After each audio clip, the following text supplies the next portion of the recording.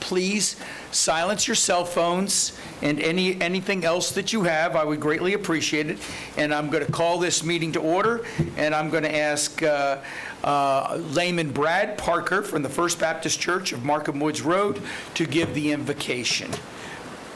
Mr. Parker.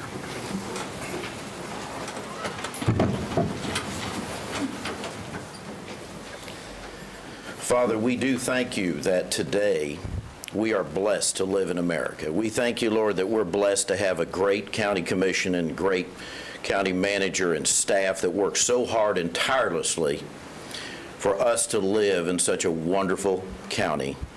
We pray for their protection. We pray for all the county's protection, for our state. Lord, we pray that this virus, Lord, would cease, Lord, that these vaccines would take effect. And we ask, Lord, that you would give all of us the kindness and love in our heart for our fellow Americans and for our fellow human friends around the world, that we would all, whether our differences, whether what political affiliation we are, what background, that we can all show love and civility to each other because we are so blessed. And we thank you for this very day, the gift of today. Lord, in your name, amen. Amen. Amen. Captain Ross, would you please step forward? It would be our honor if you would lead us in the Pledge of Allegiance. I pledge allegiance to the flag of the United States of America and to the republic for which it stands, one nation, under God, indivisible, with liberty and justice for all. Thank you, Captain Ross. Before we go into the proclamations and awards, Commissioner DeLore, I'd like to recognize you for a point of personal privilege. Thank you, Mr. Chairman. This past weekend, I actually met with the Central Florida Realtors Stellar MSL group, and there's so many other groups that were with them, but that was the main group that I was with. And they were doing cleanups in Seminole County, not just of our parks, but of our waterways. I met them at Wayside Park. I know the chairman was there as well. The amount of trash that they're picking up at Wayside Park, up and down the waterways of St. John's and Lake Monroe was truly amazing. In fact, the chairman and I took some photos with them, and the chairman actually got into the trash a little bit to show how much they actually were picking up, and it was quite a bit. What they gave me to give out to you all was some T-shirts, visors, some other little tchotchke things, but I wanted to recognize them, and I know, is Erica here today? And I just wanted to recognize her as well as the other realtors for all their hard work.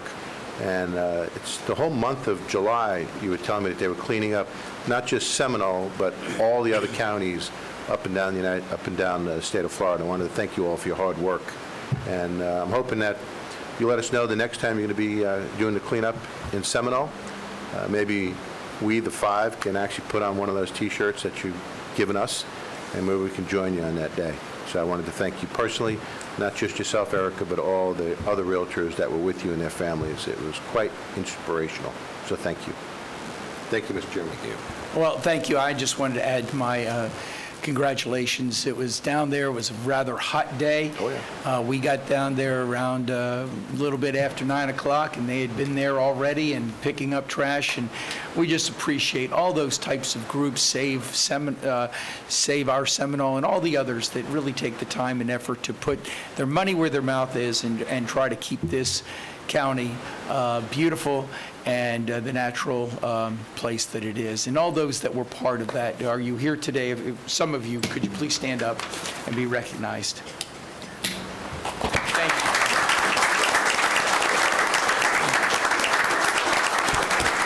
Thank you. Thank you very much, and thank you, Commissioner DeLore, for pointing that out. And I'd now like to go to Commissioner Herr, who will read the proclamation. It is my honor to read the following proclamation of the Seminole County Board of County Commissioners recognizing United States Army Captain Laurel Ross for her outstanding service to the United States and Seminole County.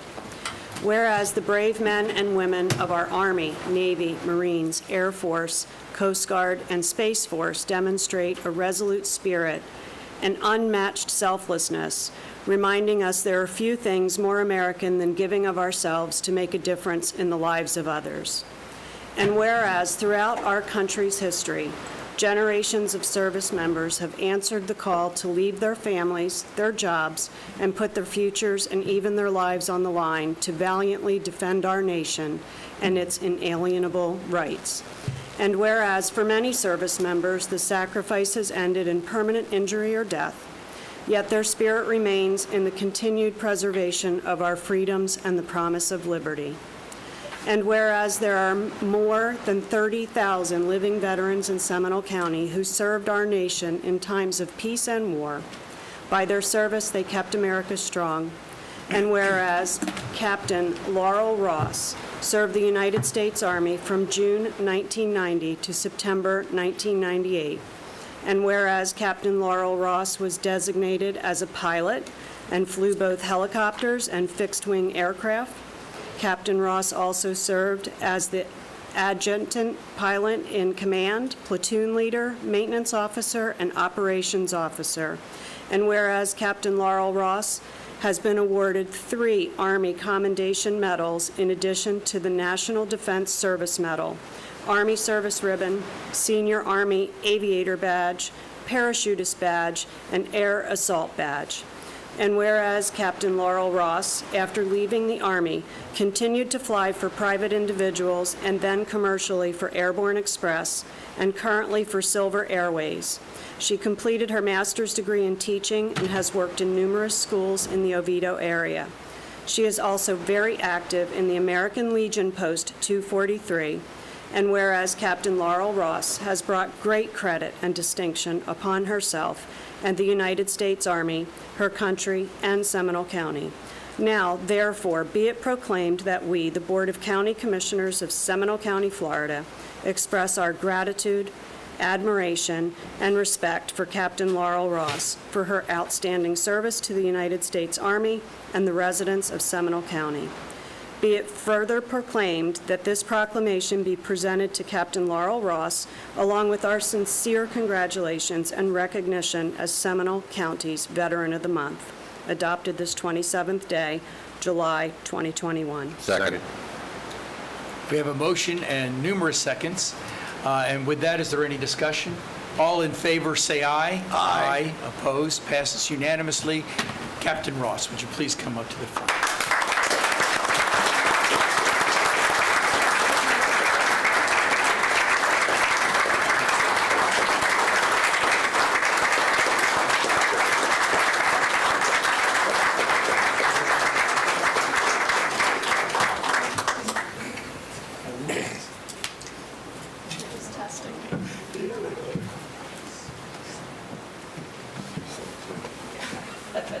I just want to say you go for that.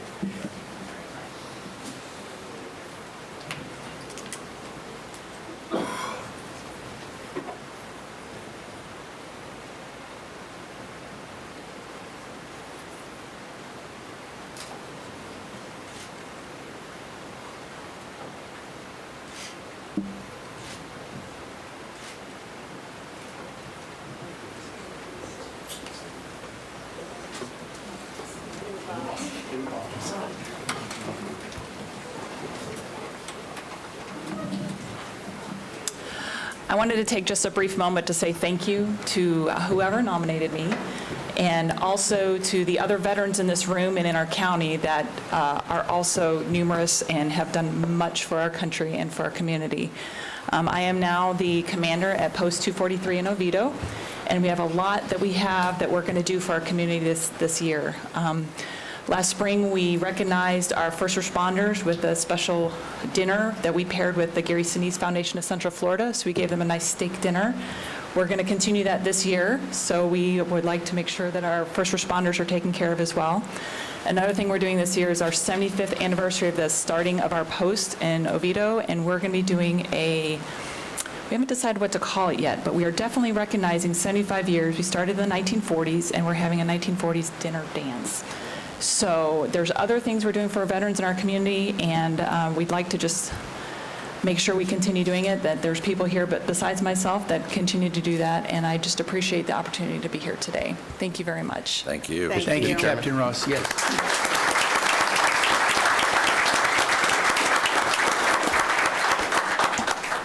Captain, for clarification purposes, your post was awarded recognition this year. Can you go into a little detail what that is and what actually had to happen for you to get recognized? Okay, what the commissioner's referring to is, you all know what happened over the last year, and a lot of places completely shut down, a lot of posts completely shut down just for the security and safety of their veteran community. We did for the required amount, but then we continued to do activities using social distancing. We did a lot of our activities outside. We continue to serve those in our community and recognize events throughout the year. The Department of Florida, which is the American Legion's characterization for the whole state of Florida, has over 600 posts in the state of Florida, and we were selected as the best all-around post for the 2020-2021 year, primarily because we were able to continue doing events and recognizing our people that were also helping our community throughout the year. So that was a really tall order. I don't know if you guys know, but the largest post in the world, not just the United States or Florida, is here up in Lady Lake. Imagine that. They have over 6,000 members. So for our tiny little post of under 200 members, had to compete with that. And I figured if there was a year to do it, this was the year to do it, because they were very concerned with everything going on because of the age of their membership. So we submitted, showing all the different things that we had done, the things that we want to continue to do. The Florida's Fallen Memorial, I hope you guys have heard of that we make sure is in place every May. And when we went to convention at the end of the year, we were surprised and very happy to receive that Best All-Around Post for the Department of Florida for this year. Thank you, Captain. Congratulations, Captain Ross.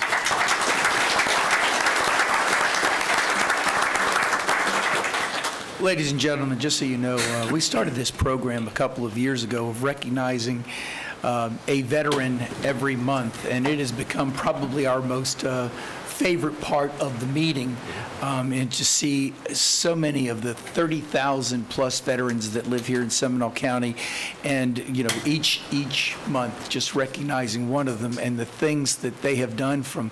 We've had veterans from World War II all the way to the conflicts in Afghanistan and Iraq, and all in between. So it's just been a great opportunity to see and to thank so many of our wonderful veterans we have here in Seminole County, because without them, we would not be free.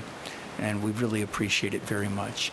I'd also like to state that the Stellar MLS, one of the things that both Bob and I found out at that meeting is that they are, we did not know this, they are one of the 3 largest MLS companies in the United States, which is saying something when you think about it. If anybody knows, MLS is multiple listing, and they do all the listings for all the realtors to find out what homes, what property is available. So that's quite significant to have one of the 3 largest companies in the United States, MLS companies in the United States, right here in Seminole County. So congratulations.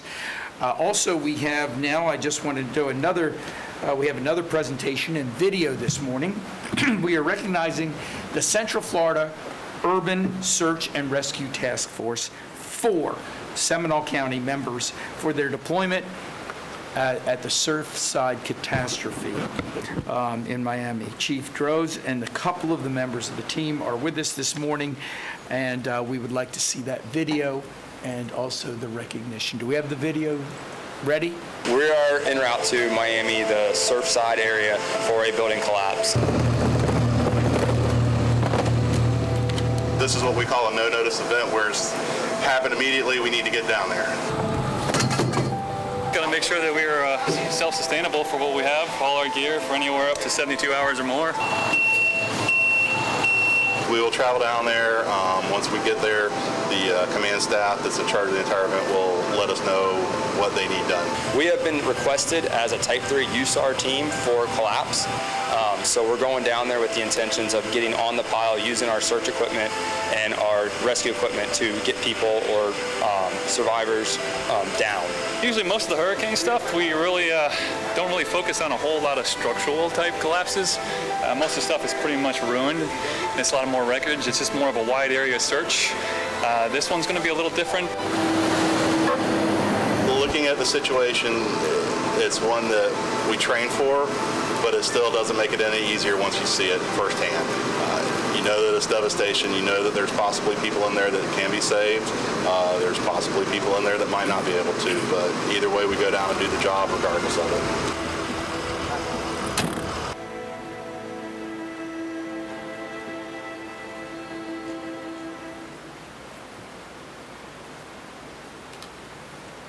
Chief, Fantastic.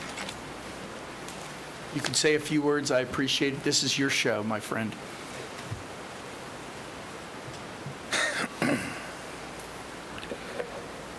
Thank you, Chairman and Commissioners, for providing this honor to our team members. And I think anything I say cannot match the words of our team members and what they said, but certainly when we talk about the USAR task force, for those that don't know, it was established in 2004 with 3 anchor departments: the Seminole County Fire Department, Orange County Fire Rescue, as well as the City of Orlando. And we have 11 Central Florida departments that participate in the USAR task force. At Seminole County, we're proud to have 30 members involved in USAR, with a team total of 120. Throughout the state of Florida, there's only 8 USAR task forces. And the operational tempo over the years has really ramped up. As we see more frequency of disasters and these types of events, they become an even more critical resource for the state, and they are a state asset and deployed through the state system. The mission of USAR is to respond to natural and man-made disasters, to provide search and rescue, medical support, communications, damage assessment, and one thing that was left off the list is peace of mind. And in the case of the Surfside, I think that's what they did for many of the family members there. They provide some closure for them. Since being founded in 17 years ago, they've experienced many events throughout Florida, Texas, Mississippi, and Louisiana. They are on the front lines for any disasters that strike the United States and beyond. What we have seen during these challenges is that they are not only able to effectively respond to unexpected events and disasters from a public safety standpoint, but our Seminole County community stands shoulder to shoulder to help our neighbors in need, as they did in this event. I was proud to see the team off and welcome them home, and I was equally proud to be able to go down to Miami and be on site with them to see the work and the challenges that they were confronted with, which is a little bit different. While we do train for structural collapse, most of our deployments have been to natural disasters. So this is really where those years of training was brought home, because we were prepared, we were equipped to confront the challenges there.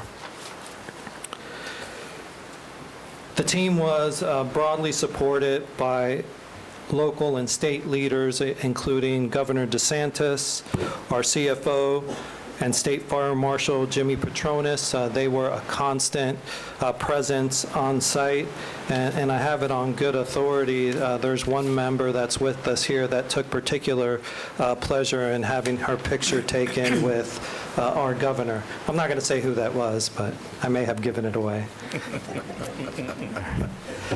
Another expression of support came from Miami-Dade Mayor Daniela Levine Cava, who assembled a group of leaders from throughout the state and thanked them for their support.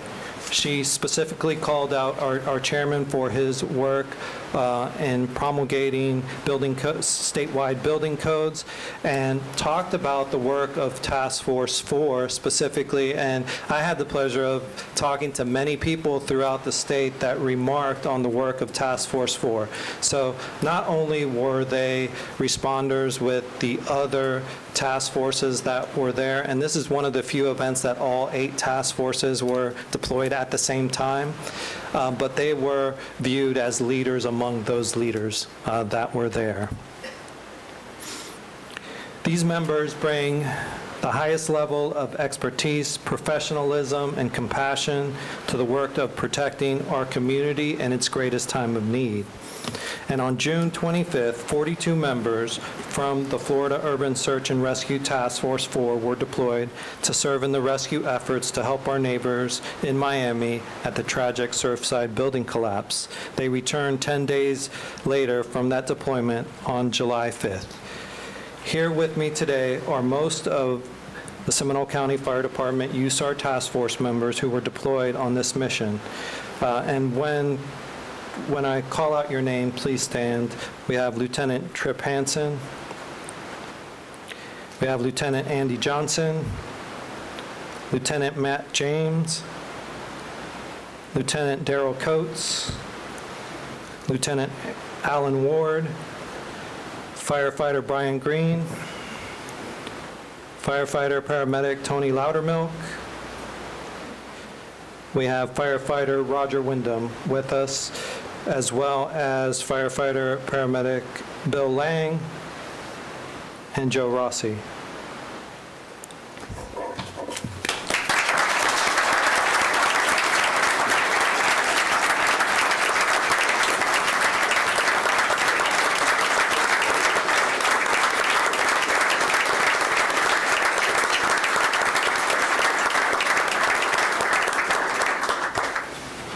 So thank you again for the honor and the recognition for our USAR task force, and know that we are always ready and proud to serve our community no matter the challenge. Thank you. Thank you, Chief. And it was a pleasant surprise that the Miami-Dade Mayor, Dana Levine Cava, pointed out Seminole County specifically as to what we did and how we helped. And there was many, many people on that video call. And so, you know, you go down there, you know, self-sustaining, knowing you're going to face horrific situations. And I just can't imagine how horrible that must have been. But you did it with grace and dignity, and we really, really thank each and every one of you so very much. We appreciate it. Does anyone else want to come? Commissioner Hurd, then Commissioner Zimbauer. I'd just like to say that interacting in something like that, an event like that, is life-changing for those of you that did it, and we cannot possibly thank you enough. But what I will say is that in the thousands of subtle ways that it may come back to you at times, just know that we're here to support you. I don't know what that means in terms of what you may need, but there's a whole team here that's ready to wrap our arms around you and take good care of you as you come back through that. So God bless. Commissioner Zimbauer?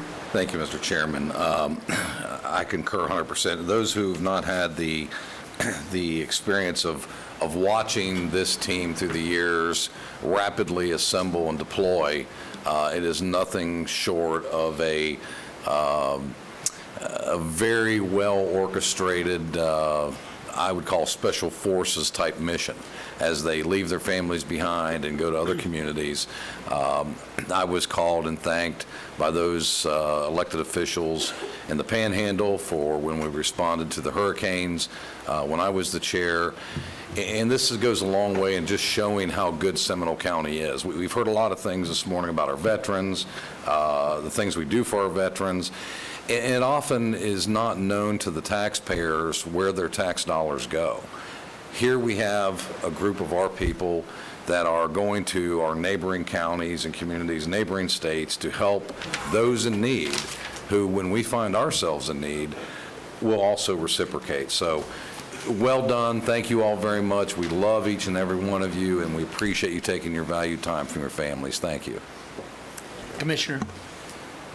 Mr. Chairman, thank you. The only thing I'd like to add, I echo what the other two commissioners have said, but you do have professionalism that's beyond professionalism.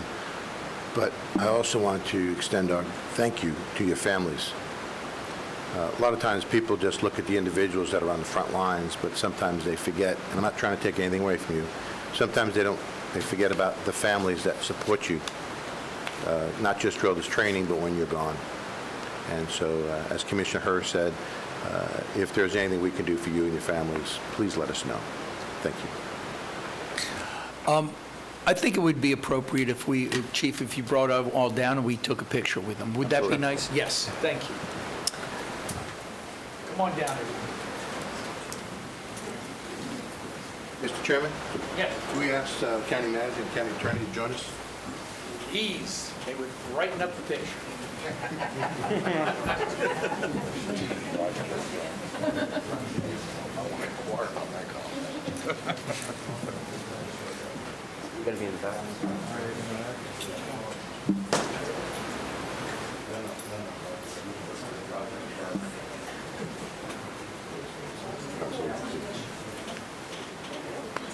Can you get everybody together?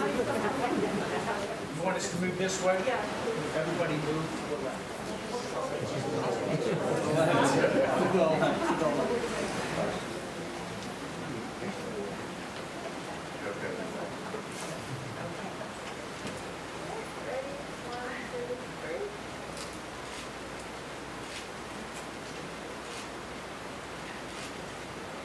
Okay, now take one step forward. Thank you very much. Thank you.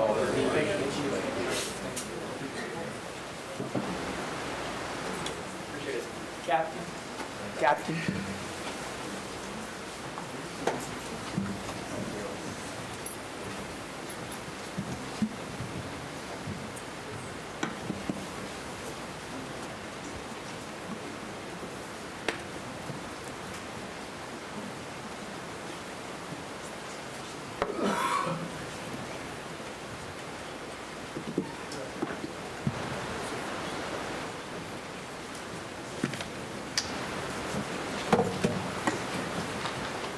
So far this morning, we've had a great morning, haven't we, everybody?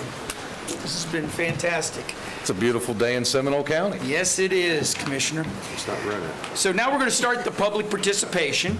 And pursuant to Florida law, the public has the right to be heard on all propositions except when the Board of County Commissioners is acting on ministerial or emergency matters or conducting a meeting exempt from Section 286.011 Florida statutes. Public comment time on propositions shall be 3 minutes per individual and 6 minutes per group representatives. The right to be heard during a quasi-judicial hearing is governed by Florida law. The public will be provided the opportunity to be heard on non-agenda matters at the end of the meeting. Proper decorum is to be observed. And ladies and gentlemen, I believe I have a number of different comment forms. I believe that they are all on subject or number 18. Does anyone else have any of these in the audience that you could bring up at this time? Anyone else? Anyone else intend to bring one up? And surprises at the end of this. Okay, then if no, then we're going to start working on the public consent items, and we first have items 2 through 14, I believe, because County Manager, I believe that you have some revision to the consent agenda. Item number 14 has been added onto the agenda. It is under the county attorney's consent agenda item. You can approve all of the county manager and county attorney at the same time if you'd like. Mr. Chairman? Yes. I move approval for items 2 through 13 on the county manager's consent agenda, as well as item 14, the county attorney's office, as well as constitutional officers, item number 15. Second. Boy, we're moving fast today. Yes, we are. Motion and second. Discussion. Does anybody in the public wish to speak on any of these before we vote? 2 through 14 plus 15? Seeing none, all in favor say aye. Aye. Aye. Opposed? Passes unanimously. We are now on item 16, Back to School Bash Special Events Permit. Ms. Robinson. Good morning. Mary Robinson, Planning and Development Services. This is a special event permit request. It's item 16 on your agenda for Back to School Bash located at 6405 South Highway 1792 in Fern Park. The applicant is requesting approval of a special event permit for a Back to School Bash on August 7th between the hours of 10 a.m. and 2 p.m. The outdoor event will be held at the RB Highlight property parking lot. There'll be approximately 1,500 guests at any given time. Entertainment will include a live band and various stations for face painting, backpack giveaway, haircuts, health checks, fingerprinting, and information stations for Lakeshore Learning, Midway Coalition, and the Sharing Center. The special event permit in your agenda includes the findings and conditions of approval. The recommendation is that the Board of County Commission approve the special event permit for Back to School Bash on August 7th between 10 a.m. and 2 p.m. And I can answer any questions, and I believe the applicant is also present. Is the applicant present? Could you come up just so you might be close for this? And also to thank you for doing this wonderful event. Any questions of Ms. Robinson? Any questions of Ms. Robinson? Before I take a motion, I did want to ask, sir, please you state your name and address for the record, please. Yes, my name is Joel Salazar. I serve as one of the pastors there at Journey Church. Pastor Jenny couldn't be here today, but I am here for her. I live in Kissimmee, but we are been here in ministry at Journey Church for about 5 years now. Good. Well, thank you very much. Sir, one thing with the rise in the COVID and still many people being vaccinated, have you thought of any point of having a vaccination station there? We actually are. We are. Good. We have on schedule to have a vaccination station there. Wonderful. I see our Emergency Services and Management Director, Alan Harris. I just wanted to make sure that if you hadn't, that we could potentially coordinate, because this would be such a good event, you know, get with the community coming out to Absolutely. have that. Yes, Thank we you. are. Thank you, Pastor. Other questions? Seeing none, do I have a motion? Chairman, I move approval of item 16. Second. Motion and seconded. Anybody in the audience wish to speak? Public wish to speak? Seeing none, without any further debate, all in favor say aye. Aye. Opposed? Passes unanimously. Thank you very Thank much. you so and much. Thank you for your civic service, sir. Absolutely. Okay. I see our budget folks coming up for item number 17, millage rate for trim notification. And who's going to do this? Okay, go right ahead. Name and address for the record, of course. Lori Bailey Brown, 1830 Mercer's Hammock, DeLand, Florida. Good morning, Commissioners. I'm Lori Bailey Brown, Director of Resource Management Department. In compliance with the truth and millage requirements, the purpose of item 17 is to approve the fiscal year 22 proposed millage rates and set the time, date, and place for the first public hearing. The proposed rates for each district are unchanged from the current rates of 4.8751 mils for the general fund and 2.7649 mils for the fire district, and 1.1107, that's 0.1107 mils for the road district. The total proposed millage rate to be levied by the BCC is 7.7507 mils. The proposed aggregate millage rate for all BCC taxing districts is 6.8999 mils, which represents a 3.66% increase over the current year aggregate rollback rate millage rate of 6.6564 mils. Rollback is the rate that would generate the same revenue as the prior year, excluding new construction. Total countywide taxable property values grew by 5.4% over FY21, with 1.4% attributable to new construction. As a result of this growth, total ad valorem revenues will increase by $8.9 million in the general fund, $3.5 million in the fire fund, and $111,000 in the transportation trust fund.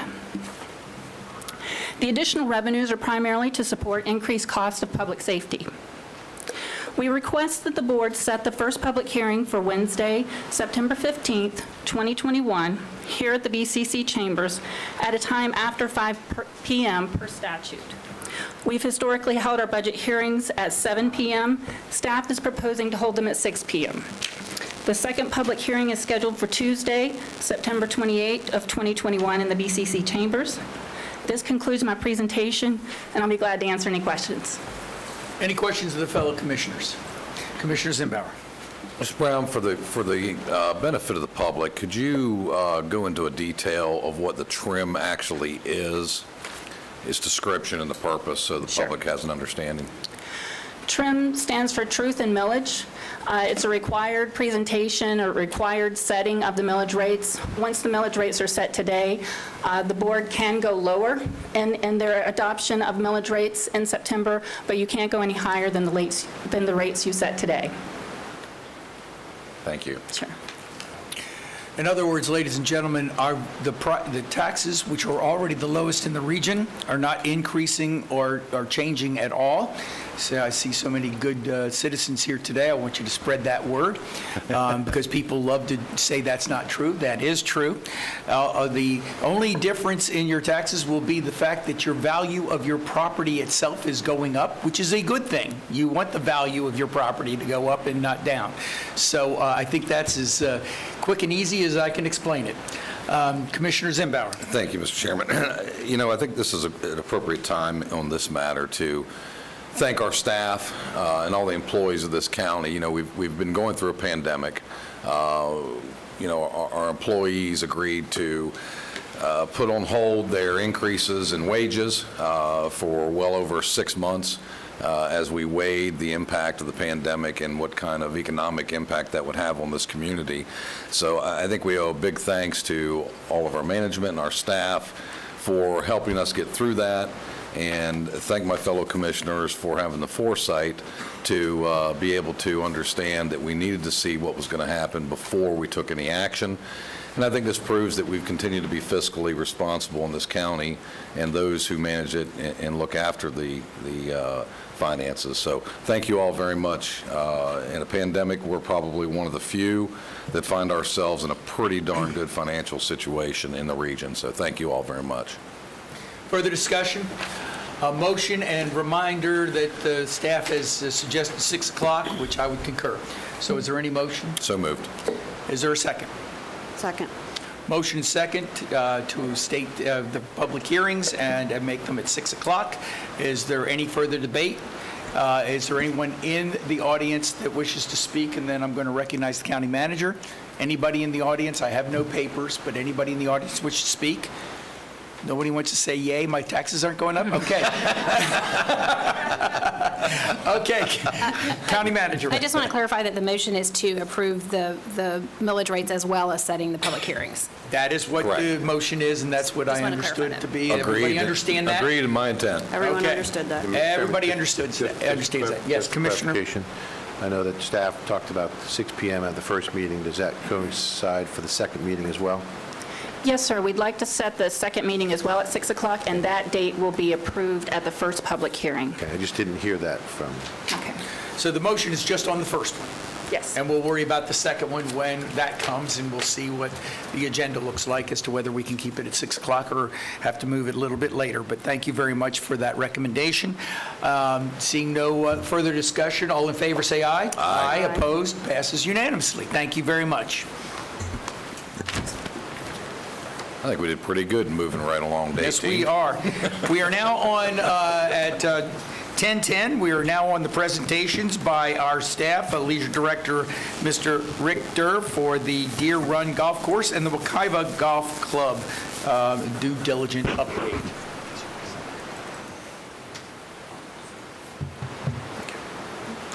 Good morning.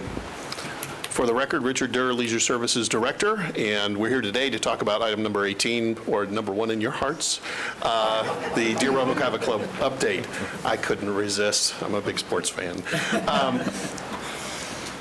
We've got a pretty aggressive agenda here to go over the information that we've been working on since March the 9th when we met with you last to go through this list. And just wanted to remind us and everyone here why we're here. And if it wasn't for the work of the residents to bring us here to this point, as well as we saw it with Rolling Hills as well, if it wasn't for their hard work, we wouldn't be having this conversation. So wanted to keep reminding us and reminding our staff every step of the way why we're here. Late last year, you approved a process at which we would go through a due diligence process on items like this one, so that we were able to put those in and follow this process with every evaluation that we had before us. On March the 9th, you approved a schedule for when we would bring this back to you. We had a public workshop back in February where we had a number of folks attend, both virtually as well as in person. On March the 9th, we presented this schedule back to you. March the 23rd, you funded this effort, and here we are back on July the 7th to go over each and every one of those items on the list. So very briefly, just reminding everyone of what we're looking at. We're looking at about 137-ish acres within the Deer Run neighborhood. We looked at back in February, and this has not changed, so this is the same development program that we looked at back then, specifically to turn that property into a passive park. We looked at a number of development opportunities there, as well as stormwater improvements that could happen on the property. And again, this is the exact same list that we met with the public on back in February. So when we looked at what could be done on the property, we looked at the phase 1 items, so what could go in terms of a passive park, as well as rehabbing the clubhouse into a community building. And then we had a number of other items that came up during our meetings about things to look at for the future, everything from a playground to ball fields, you name it. But we made it clear from the start, as we did with the Rolling Hills project, that this would be driven through partnerships and future funding as the process continued. So again, this was sort of the overall build-out concept. Again, this was just an idea at the time. This has not changed, and we've continued to move with this idea through the entire process. Now, one thing that we hadn't met with you on is about Wekiwa Golf Club specifically. And as part of this process, it's been made clear it's the same ownership group as Deer Run, and that this would be a package deal. So one of the things that staff has done during this time while we've been doing the due diligence on Deer Run was to take a look at Wekiwa Golf Club. Wekiwa Golf Club is located west of the city limits of Altamont Springs. As the crow flies, just about a mile south of the Wekiwa River itself. It is within a urbanized area of the county as well. It is an operable 18-hole golf facility. I've blown up sort of the western side of the golf club because there's a lot of amenities that are in current operation today, everything from a chipping green to practice greens to a driving range to the clubhouse and so forth. As we saw with both Rolling Hills and in Deer Run, a majority of the roadways around the golf course are county roads. The only ones that are not are highlighted in that greenish color in the center of the operations. And likewise at Deer Run, these are where most of the condominium sites are. So those are managed and maintained by those condominium HOAs. Wekiwa Golf Club, we took a nice visit to, had a nice tour, looked at all 18 holes. No, I did not play. Just wanted to put that out there. But it's like I said, an operable golf facility.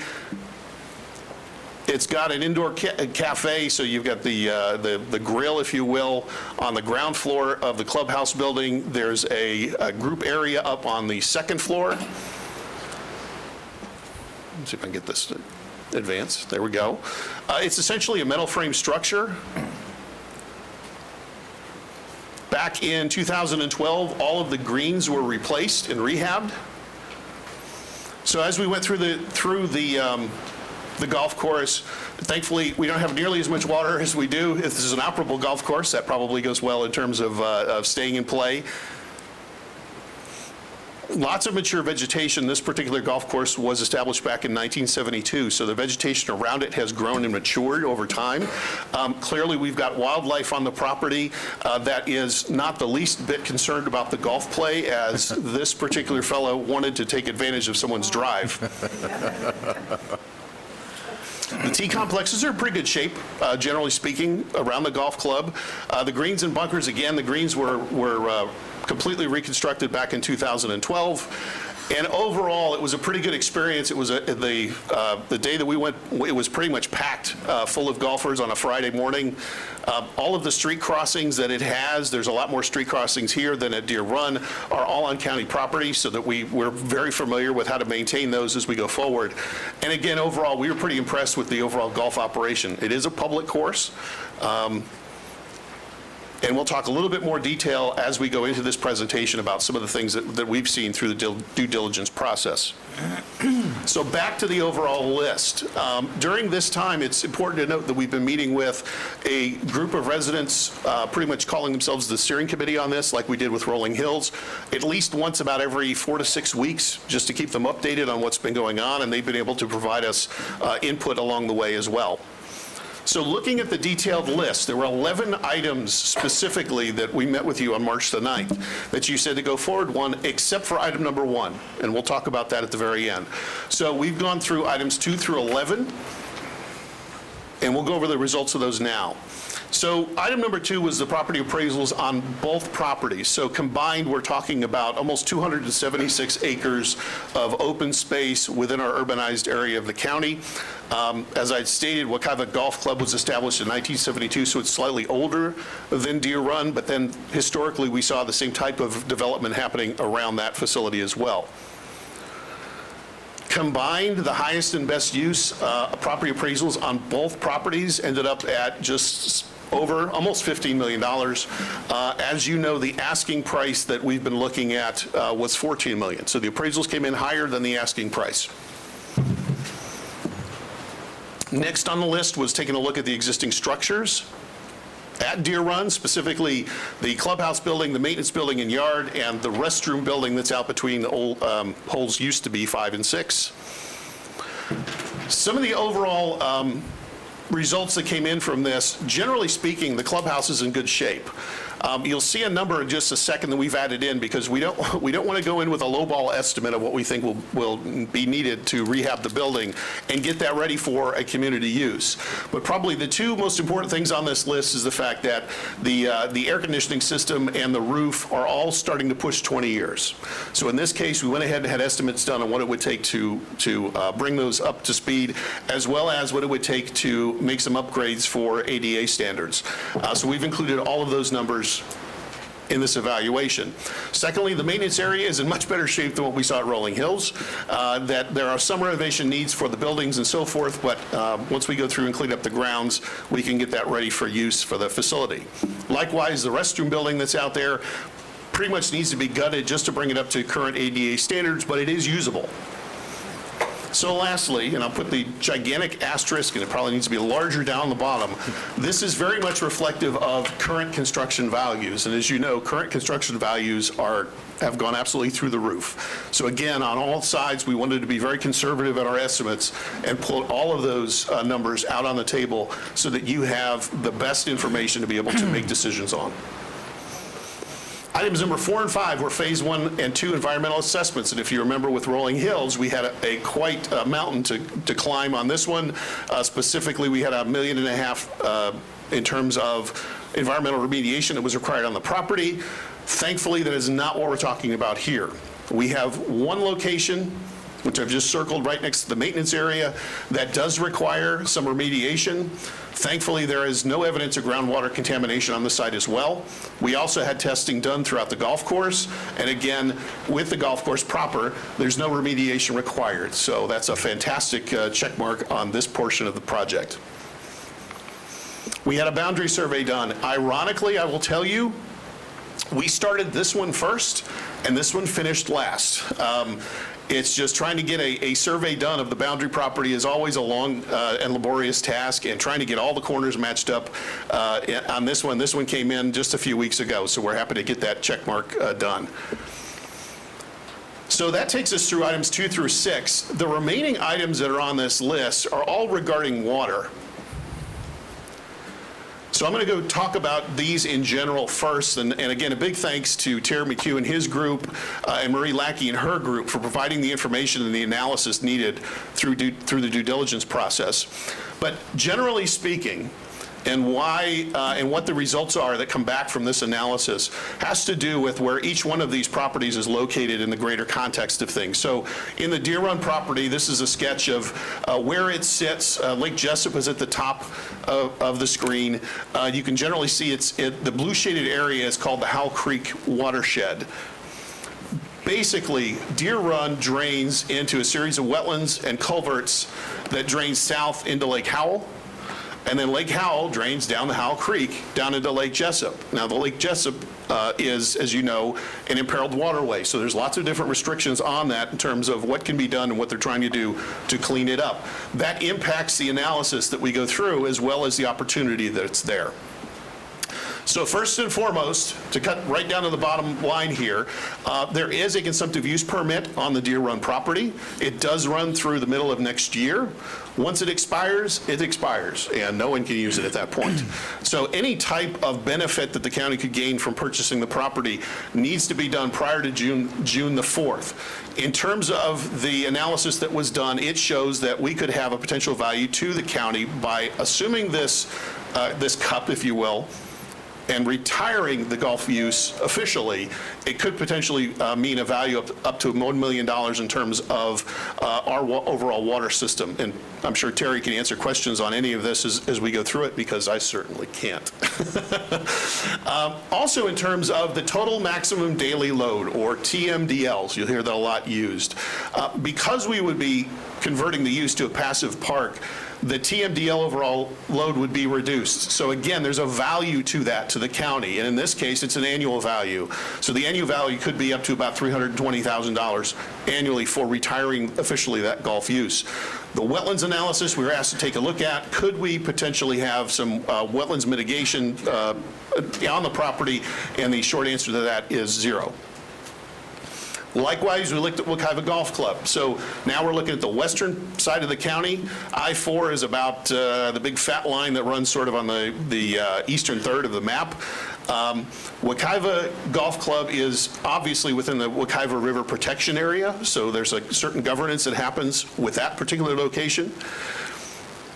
And it's within the big Wekiva watershed. So similar to Deer Run, the drainage from this course works its way down to eventually discharging in through a series of wetlands and waterways down into the Wekiva River itself. Again, as the crow flies, it's about a mile south of the Wekiva River itself. So how the water aspects of this particular property fall into place, right now there is no cup on the Wekiva Golf Club. It is on reclaimed water 100%. There are no wetlands mitigation possibilities on this property. But where the potential value may be is sometime in the future. Staff's recommendation on this golf course, as you'll see as we go through the presentation, is to continue to maintain this as an operable golf course. Right now, the course continues to make a profit. We would say this would be a publicly owned course that would be made available to our residents moving forward. However, as we all see, things change as we go into the future.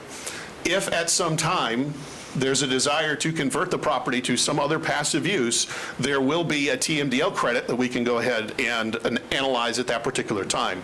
The bottom line is that this particular property would be purchased, be put into public ownership, and you would then have the control over that future sometime in the future as necessary.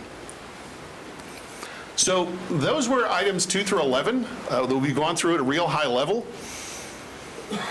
But there are a couple of other considerations that we want to bring to the table. One tool that we did not have available to us when we did the Rolling Hills project was that the Florida Recreation and Parks Association, or FRPA, has constructed what's called an impact calculator. It's an online tool that's made available to member agencies throughout the state of Florida. We were fortunate enough to participate in the beta testing of this just a few years back. This tool has gone live, and one of the factors that you can use this for is to help at least determine what the overall effect of a park has on the property around it, specifically the residential property around it. It's based on Dr. John Crompton's work with Texas A&M University. He's been doing this research for decades. We actually used these calculations and this analysis when we formed the MSBU for the Rolling Hills property, of trying to determine what the outside boundary of that area is. And essentially what this says is that as you get closer to a well-maintained public park, you see an impact on the property values.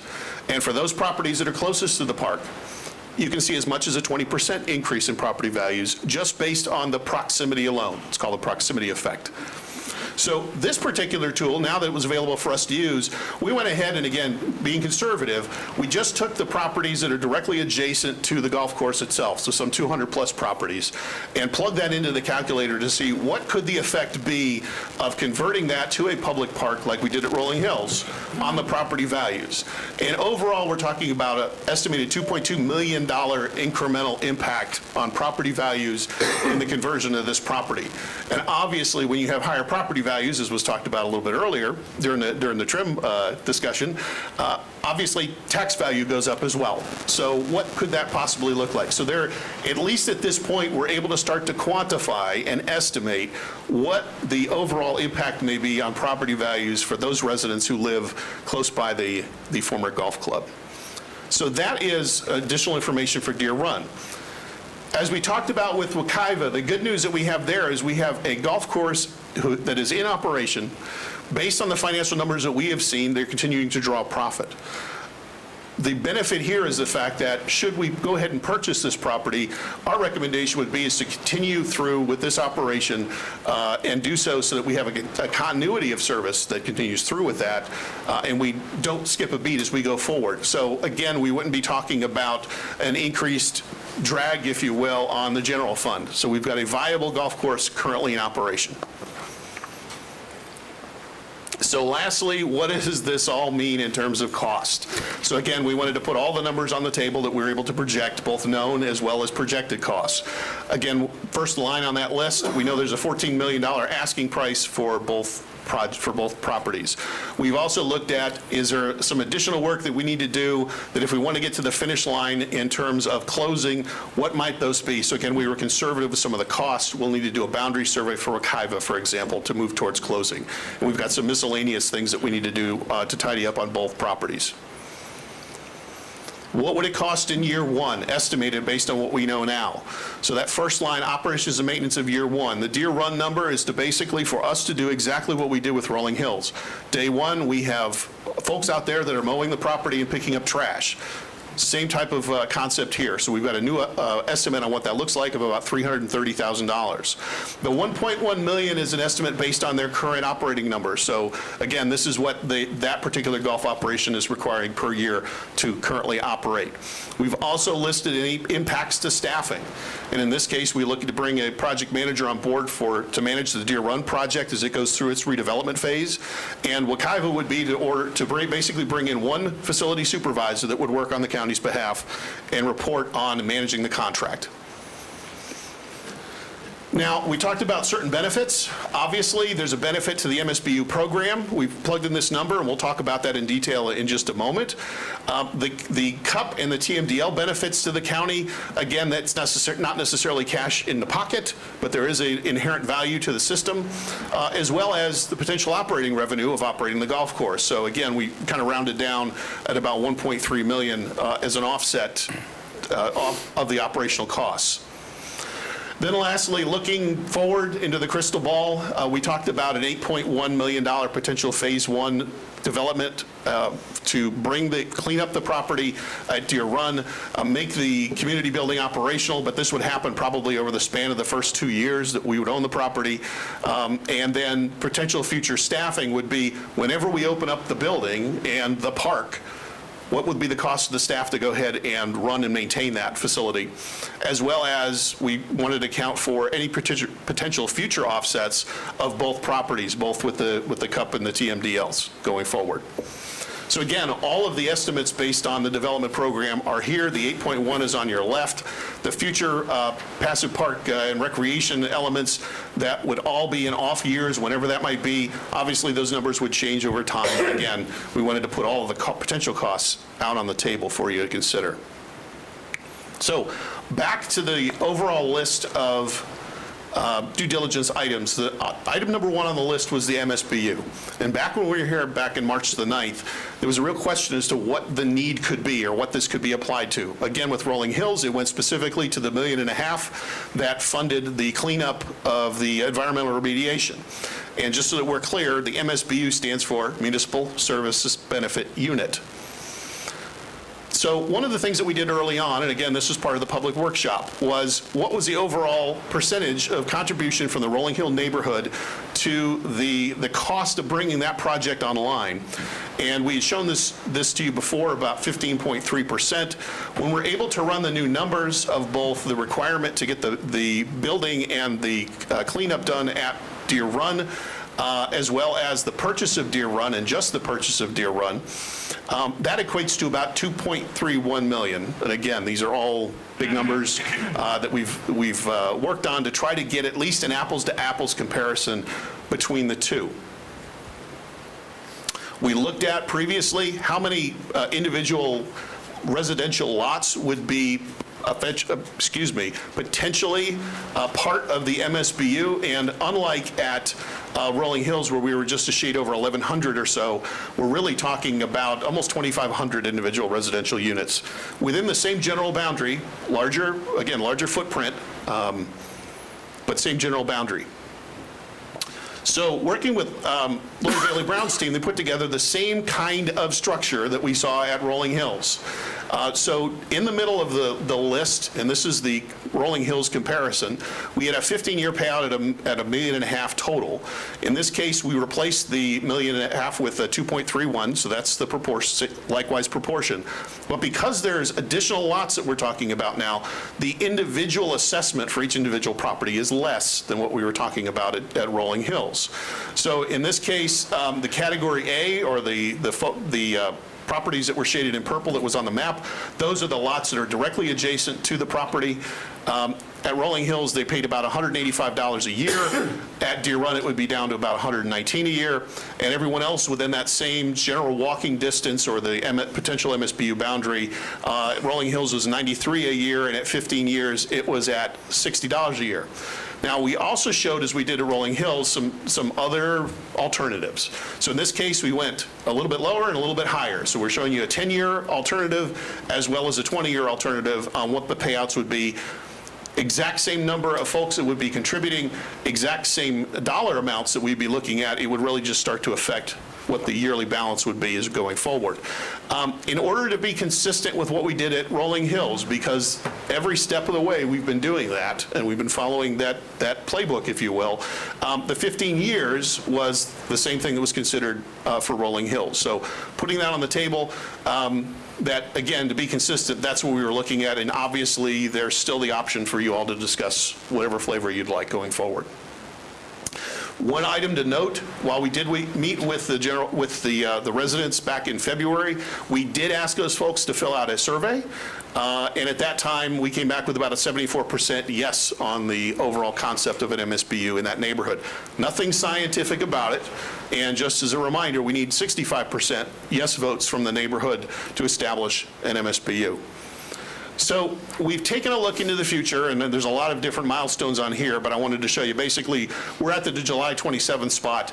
We would look to be coming back before you at the end of September. So this is your second meeting in September, to give you an update on the MSBU program, if that's the direction that you want to give today, with the idea that we could still meet a deadline of closing by the end of this calendar year, putting all of those things into place and running the full gamut of all of the steps that we need to go through as we did at Rolling Hills. So really what we wanted to provide you is an update on all of this process, and then really get direction from you on the two outstanding items. The first one being, Do we proceed with the MSBU process for Deer Run? And we're sort of setting the table on that, should you decide that's the direction you want to go. As well as, we don't necessarily want to wait until the end of September to go ahead and try to get everything together that we would need for closing. So getting some surveys done and some other paperwork in order to go ahead and beginning the preparation for that process. So again, we're not racing to beat the clock at the end, should this turn out in a positive way. And with that, that's a lot of information. I'll be happy to take any questions you have. Commissioners, questions? Commissioner Zimbauer. Thank you, Mr. Chairman. On the Wekiva course, can you tell us how many rounds currently are being sold, are being played there on a Per day? weekly? We can give you that information, and I would like to say I can give you an answer, but it varies literally on a daily basis from the data that we've seen, as well as a yearly basis. But I think clarity, when I reviewed the documents that were supplied before this meeting, I think in this presentation, it's currently operating in the positive or in the black. That is correct. So they are making a profit in operating that course. That is correct. And it's your belief that if the county were to engage and overtake and manage and oversee that, we would still be in the black? That would be our intention. That is correct. Okay, thank you. Yes, Commissioner DeLore. Thank you. Rick, I want to thank you, as well as Terry McHugh and your all staff. I know John Dredge's staff has been involved in this as well, so thank you, John. A lot of hard work has gone into this presentation. I know you've been the focal point from our standpoint, but there's a lot of people standing behind you in putting this together, so I want to thank you all. And looking at your potential assessment for the MSBU, I know you showed 10, 15, and 20 years. I'd like to have some dialogue on the board standpoint where I think 20 years would be appropriate. It makes it more palatable for residents. It's a lower number. I did attend a community meeting that Save Deer Run had last week, and they were talking about the 20-year aspect of it. And I believe I was told somewhere around 80 people were attending in that. It was virtual, and everyone that I heard was favorable of the 20-year aspect of it. And I think with these financial times, I think the 20-year aspect would be the way to go, in my opinion. But I'd love to hear from not just the board, but from the residents on that. Also, would love to tell you that I'd like to move forward with it, but I'd like to hear from the board as well as the residents. Commissioner Herr and then Commissioner Zimbauer. I'll directly answer. My general perspective about 15 versus 20 is it's literally a difference of $30 a year, but it's a 33% increase in the number of years we have to administer the MSBU, is my perspective. So love to make this happen, need to make it happen as efficiently as we possibly can, because while you can include cost of the administration and financing fees, there's still staff time for all of this. So my perspective is 15 gets you there. It's a $30 difference per year. I think I don't do Starbucks. I can do it in terms of Dunkin' Donuts coffee. That's 15 coffees, one per month that I'd have to give up. About a third in the number. My perspective on the general proposal, though, is that the Wekiva course, the fact that it's running profitably makes this whole thing manageable, quite honestly. If it's a, buy one, get one type of deal where we have to do two of them. Very, very rough math by my measure is that it pays for itself in roughly 39 years based on the return. And if you throw in the profit from Wekiva, if it retains, it cuts it down to about 20 years. That doesn't include any of our investment, but the investment is well worth it in terms of doing what this does, not only for the community, but for the environment as well. So I'm in favor of moving forward with it, moving forward with the MSBU, and to answer Commissioner DeLaure's question, I'm a 15-year fan. Commissioner Zimbauer, before you say, I just wanted a couple of things, because you asked a question.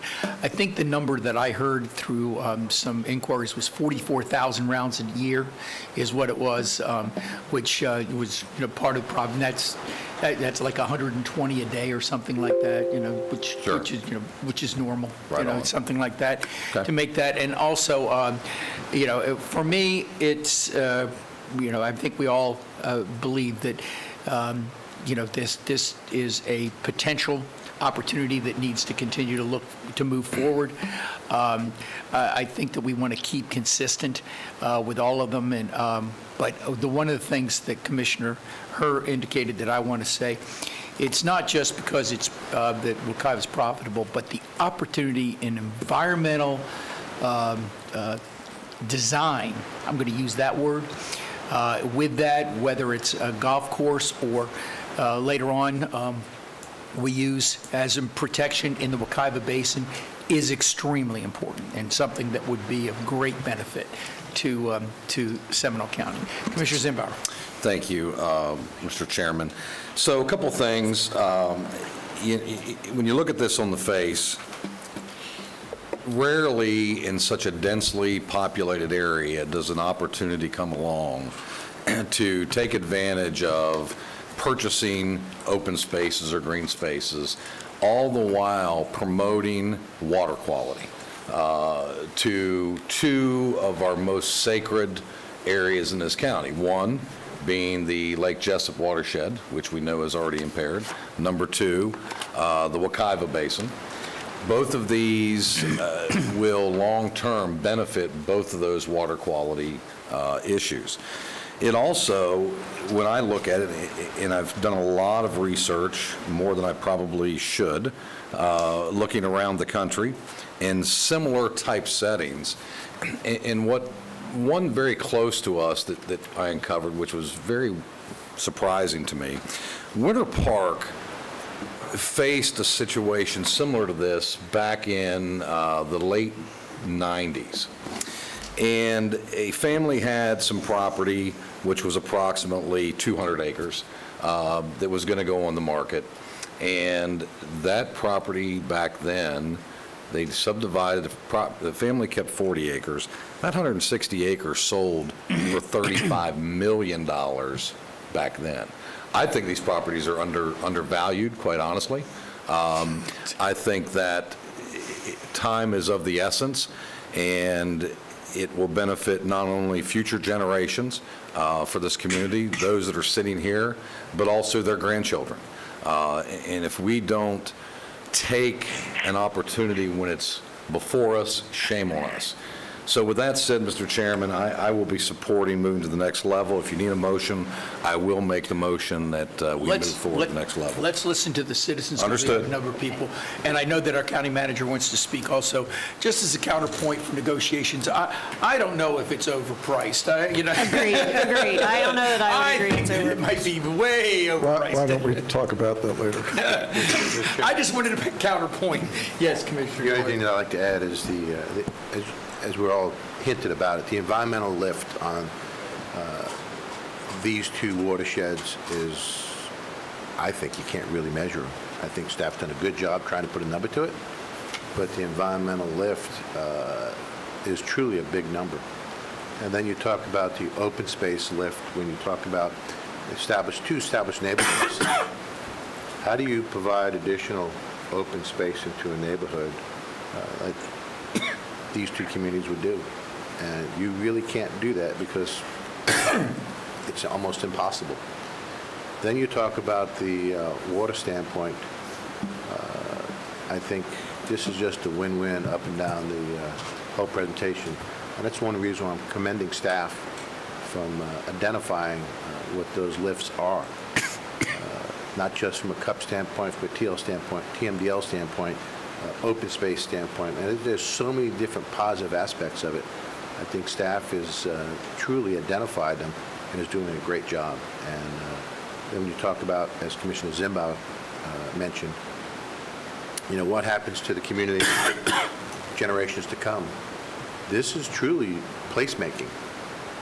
And you're establishing this community. It's already established, but you're setting the bar several levels above for generations to come, and that's the reason why I'm supporting this. Thank you, Mr. Chairman. Thank you. County Manager? I just wanted to clarify a comment that was made a few comments ago, and Commissioner Hurst's comment about Wekiva being in the black and being profitable. I want to make sure, and I'll ask Rick to explain it a little bit in a little more detail. The numbers that you have are the operating numbers. I don't want anybody to be surprised if there needs to be some capital improvement out there. So I just want to make sure that everybody is aware of that. And I don't want anybody to be able to say you didn't, that was something that you didn't share with us. So I do want you to know that there may be some capital investment required in association with. I'm sorry, that there may be some capital investment required with respect to the Wekiva course that's not included in the operating numbers that Rick gave you. Just so long as everyone's aware So of that. just so everybody's clear, I've reviewed all the documents that have been supplied to me. I've toured the course. I understand that as a businessman, so I'm good in that aspect. Thank you. I understood that as well. Okay, wonderful. I just wanted to make sure. Same here. I didn't want to bring you an expenditure on somebody, say we didn't know that was going to happen. So. And we're glad that you brought that forward for the record, because that is something that I think a number of people understand, that it's going to take some improvement. It's not just going to be sitting there. The Wekiva Golf Course does have some needs. All right. We're going to go into public comment right now. Remember, for all of you, that you've heard the comments by the commission, you've heard the comments by the county manager and by the leisure services director. So we're moving, it looks good. But I also want to tell you that right now, I'm going to go through this thing. One person sent an email saying that they wanted to put it into the record that they support the concept for the purchase of the property and the purpose of creating more parks and recreation land for Seminole County residents, and that was from Nancy Harmon. Now, I'm going to call these, the ones in the green, I'm going to read them as best I can. Some of you should have gone to Catholic school like me and have the nuns teach you how to write better. Debbie Gimbecki, Deer Run needs a park. Thank you. Short, sweet, and to the point. Patricia Hannon, live on the course for 39 years, want to keep it a green space. Marcia D. Broske, I believe. Please make Deer Run Golf Course a park. Sue Lanotle, maybe. There will be many opportunities for Seminole to derive revenue from golf course, like nature center, etc. The damage from not having a park is irreversible. Traffic, school, busing from overcrowding. Please don't destroy our way of life. Look at Winter Springs. I don't think Winter Springs would appreciate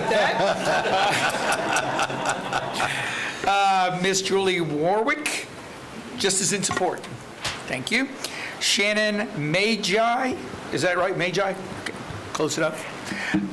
Please strongly consider creating a space for our Deer Run residents, children to play and explore in a safe and natural environment. We are currently limited in play space and would love to be able to play in our neighborhood. Thank you for the consideration. Beta, I think, or Beto, KSEL. Please do not destroy our neighborhood. It will be great if we can have a public park and community center. Please do not build over golf course. Thank you. Save Deer Run. A Cecilia GREEP, please don't destroy our green area with new housing construction. Our roads in development are overly used and will not take additional traffic. Love living on the 12th tee of the Deer Run Golf Course since 1982. Save Deer Run neighborhood, please. Deanna Houston, we need as much green in this county as possible. We will regret development, but won't regret keep Seminole natural. Please listen to the people. Jerry White, a park would be good for Seminole and Deer Run. And now I have people, that's it. Now I have people to speak. First, we have a Mr. Rick Sparer, S-P-A-R-E-R. And remember each that we'll give you a latitude, but 3 minutes if you can keep it within that. Deborah Bauer, you are next. Kenneth Kraus, you are third. And Sandra Solomon, you are cleanup. So if you all kind of line up over there, we'd appreciate it. Okay. Yes, sir. Mrs. Spar. Hi, Rick Spare, 376 Glen Holly Court, Castleberry.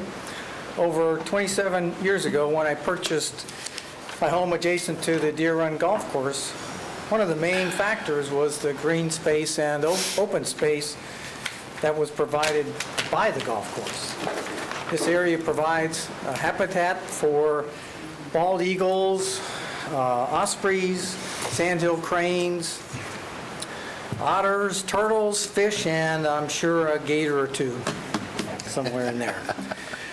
With the continued infill of development, the preservation of this open space is critical to maintaining a healthy environment and healthy environment for everyone that lives in the area.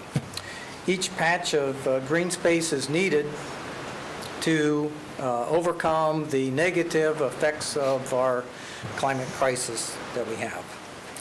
Strongly support the purchase of the golf course by the county and the conversion to a park, and including all of the improvements that were shown in the concept plans. I support the assessment of the MSBU. It's a great investment in our neighborhood, and I trust that the commission will follow the county's motto, Seminole County, Florida's natural choice. Thank you. Thank you, Rick. Thank you.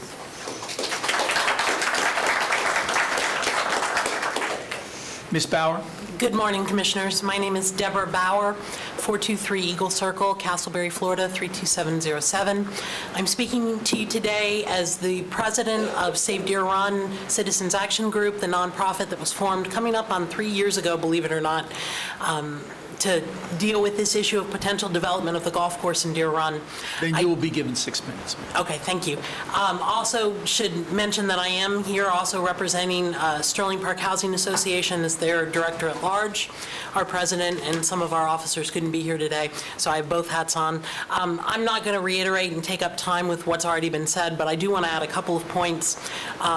First of all, I want to thank the staff, thank the commissioners, and most importantly, thank their aides for being so patient with Deer Run.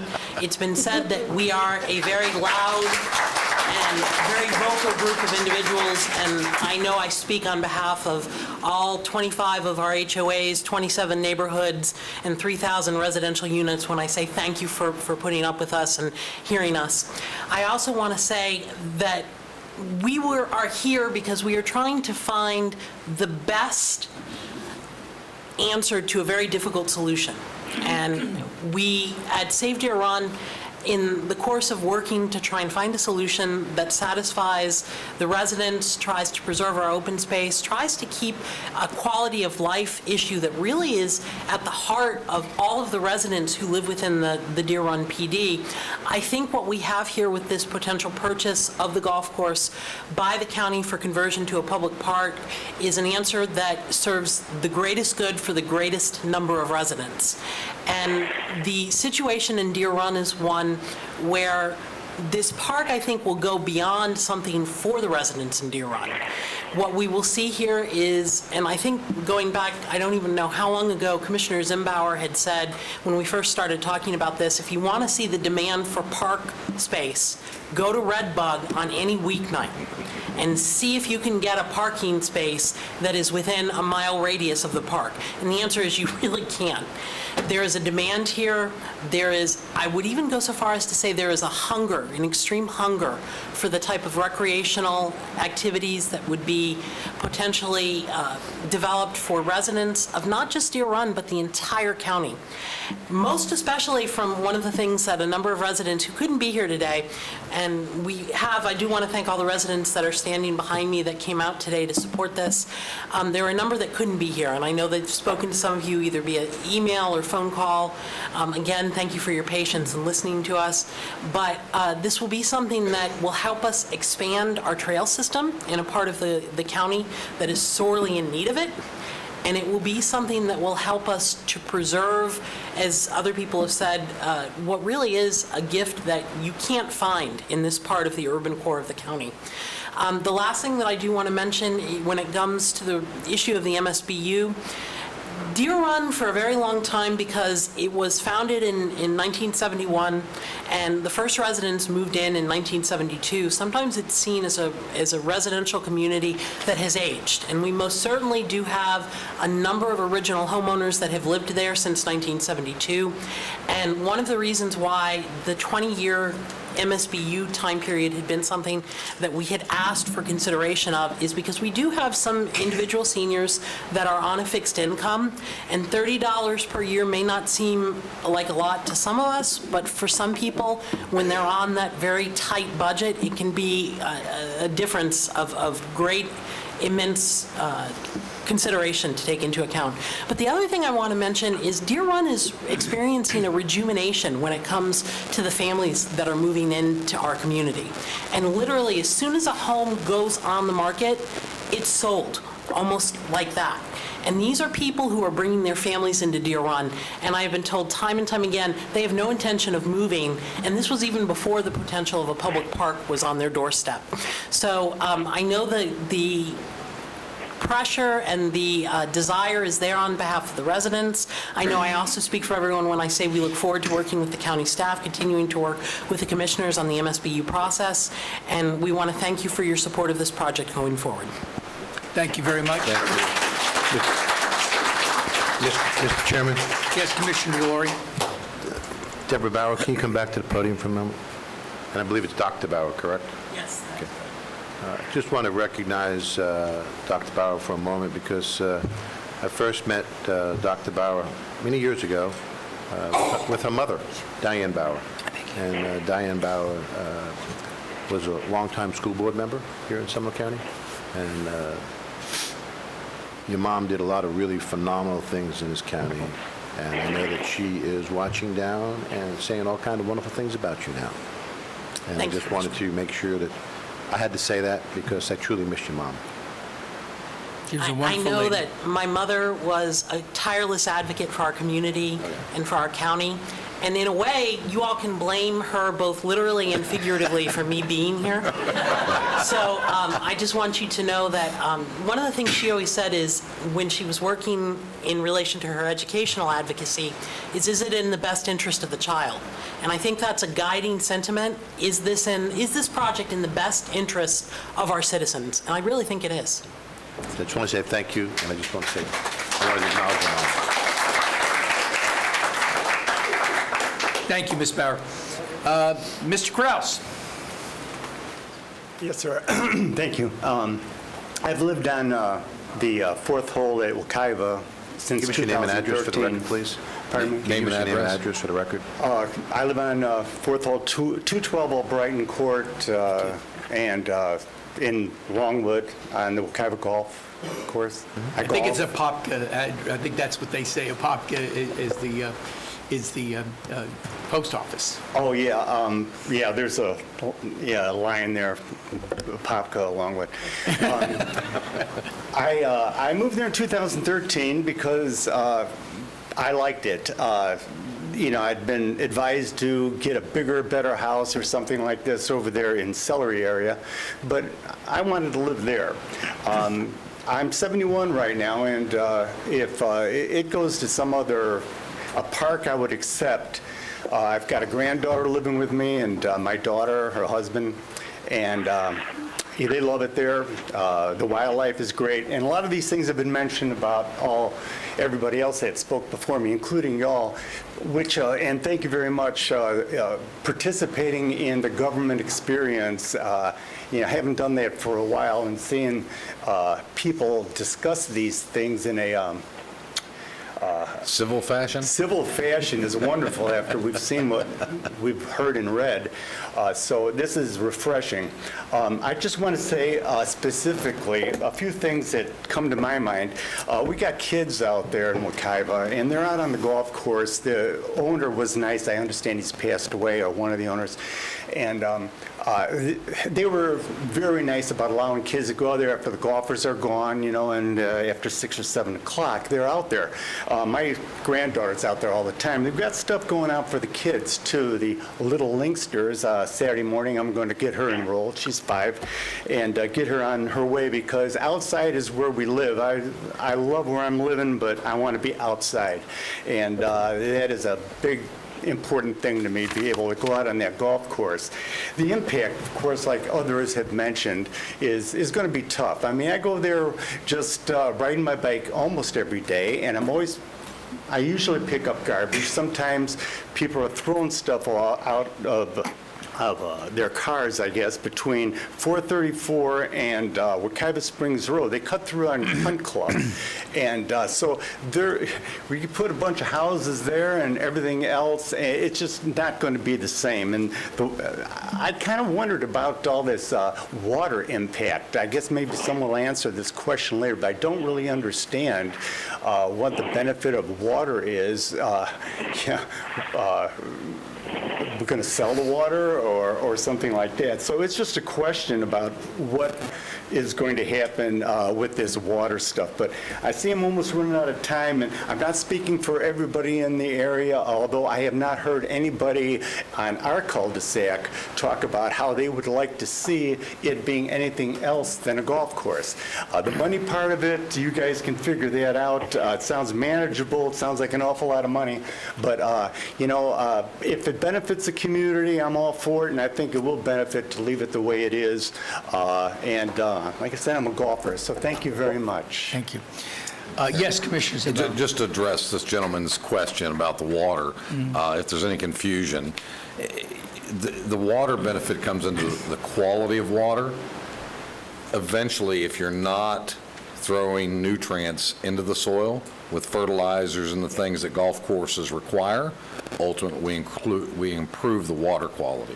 Some of the things that were talked about earlier was a cup benefit to the county. As far as drinking water, we have to secure a certain amount of drinking water for the county. If we have certain golf courses, which we saw with the Deer Run, we have the capability of getting credit towards our cup, which means we secure drinking water for our community. So there's many benefits for water, so thank you. Thank you very much. And Mr. Kraus and others, cup means consumptive use permits that you have to get, and that's the amount of water that you're allowed to withdraw from the aquifer to use for watering purposes, for drinking water and others. And because of the proximity to the Wekiva River and, the benefits that would be allowed, that's why we were talking about the Wekiva golf course being so much more important as far as in environmental purposes in that area. That large of an open space near the Wekiva River would be a great benefit to the water quality for the Wekiva and the region. Also, for the other members and people in the audience, I believe that you're the only one here that has spoke on the Wekiva. We have received a number of emails in support of that also, and so I just wanted everybody to know that. And the last, but certainly not least, as cleanup. Thank you, sir. Thank you, sir. Our former city commissioner of Castleberry, the dynamic Sandra Solomon. Well, I hope I can be dynamic today, but most of you said everything that I was actually going to say. But I will say, as Castleberry... For the record, can you give us your address and name, please? Oh, yes, Sandra Solomon, all O's, S-O-L-O-M-O-N, 2932 Bayhead Run, Oviedo, Florida, 32707. I lived in Castleberry 48 years. I've lived in Seminole County about 52 years. And I do own 2 homes in Deer Run, which is one of the reasons I'm here. Primarily, I wanted to say once you lose green space, you never get it back. And this is an opportunity to have 2 open areas in Seminole County before Seminole County is completely asphalted over, paved over. And coincidentally, in the Orlando Sentinel today, one of the lead articles is "The future of Orlando is not paved in asphalt." And I want to say the future of Seminole County should not be paved in asphalt.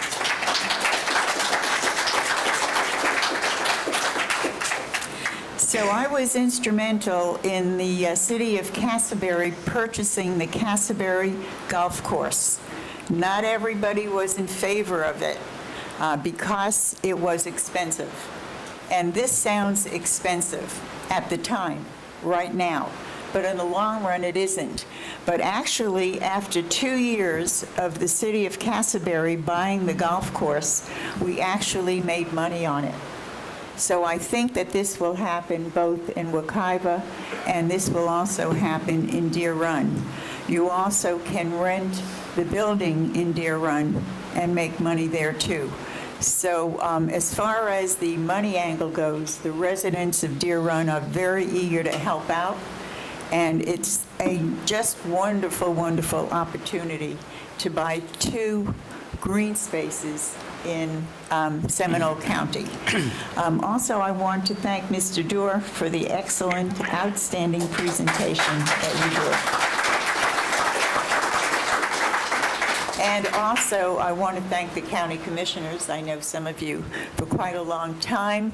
One of the reasons so many people are coming to Seminole County is because of the outstanding job that all of you have done to keep Seminole County a great place to work, to live, and to play.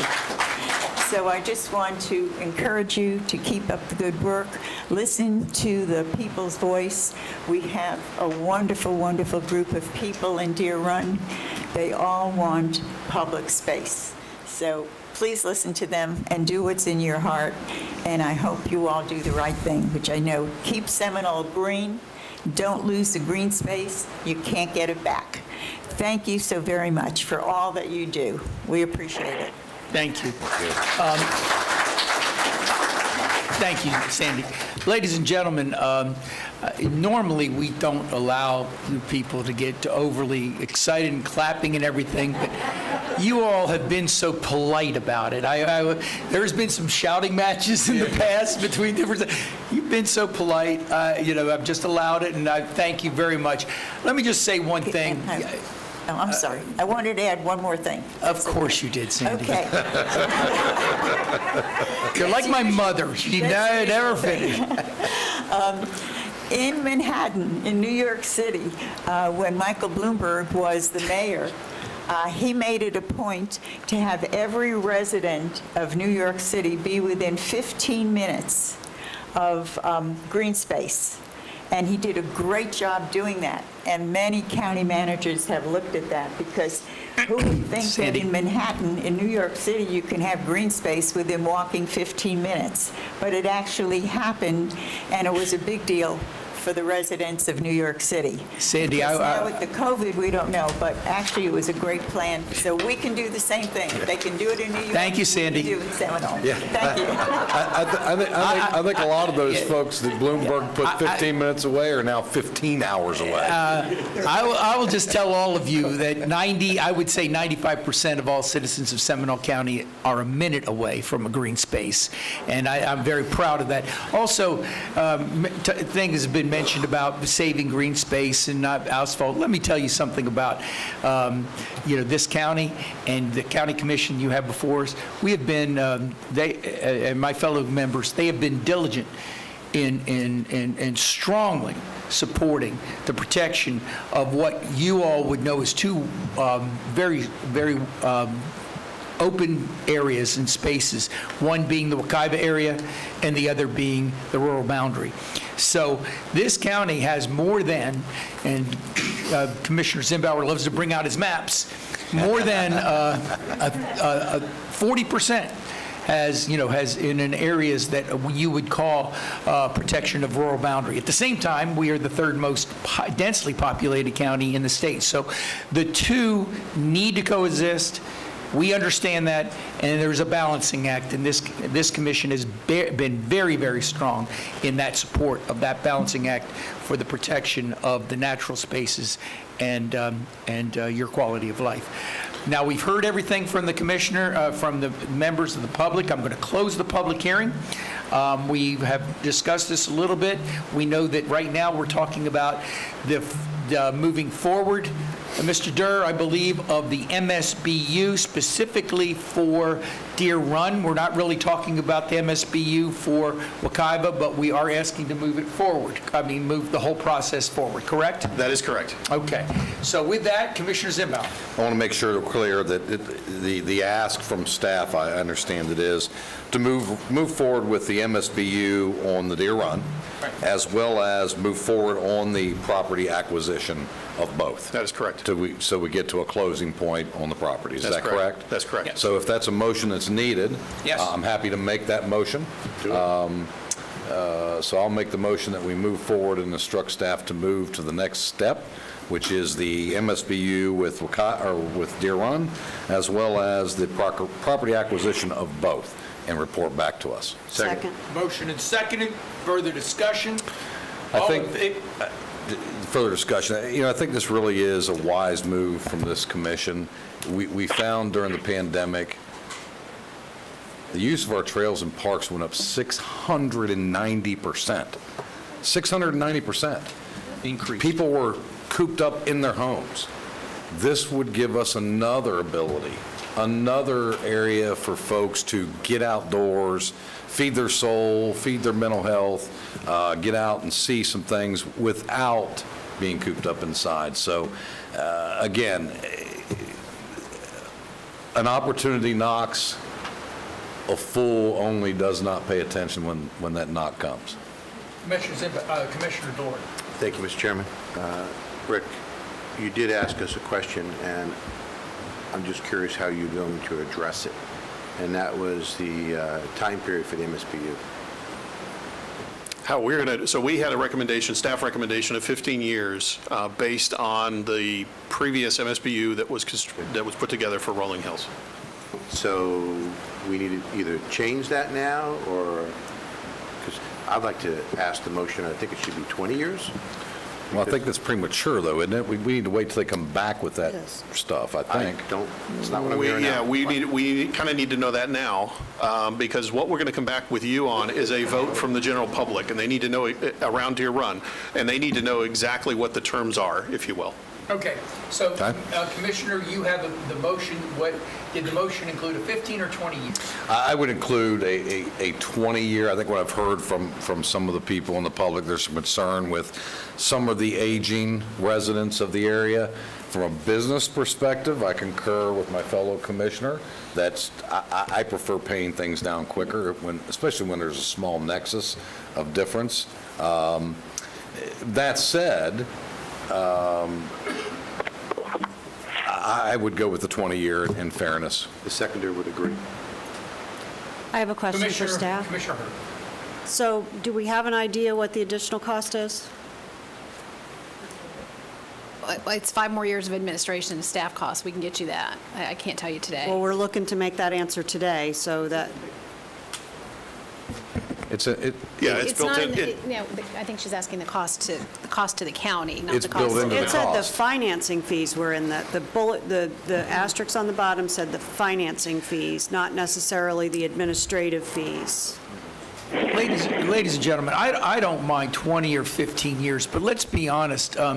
We're talking about consistency here. We've got Rolling Hills. We're going to go back into the Wekiva. I don't want to belabor the point. I can go with 20 years, but I really think that 15 years is probably a smarter move. From a financial perspective, Especially I would with concur. $30 a year and all of the administrative costs that'll be for us. So if that's the case, the motioner will agree to go with the 15, if that's the desire of the Board? Did you want to say anything, Mr. Durfee? Yeah, so just a point of clarity from Lori Bailey Brown and her group, is that all of the costs, including the administrative costs, are built into that payout. I thought they were. Okay, all right, good, thank you. All right, so, I mean, one way or another, I think that we're all supportive of this, 15 or 20 years, I think that, it's 6 of one, half a dozen of the other. Commissioner, you have the motion. What is your motion? Motion to move forward with the MSBU at a 15-year calculation for the community, as well as moving forward with the acquisition of the properties known as Deer Run and Wekiva Golf Course. Second. Well, I think the Well, there was already Commissioner, I think Commissioner Delory had the second. Commissioner, are you still okay with the second? I'm still okay with it. Okay, we have a motion and a second. Is there any further discussion among the commissioners? Seeing none, all in favor say aye. Aye. Opposed, passes. Congratulations, ladies and gentlemen. And Mr. Chairman, I'm out of M&Ms. Can we take a break? I've got some for you, okay? We're going to move along. Can we still take a break? Yeah, we can take a break. Those are We're going peanuts. to take a 5-minute break, ladies and gentlemen. Not the same.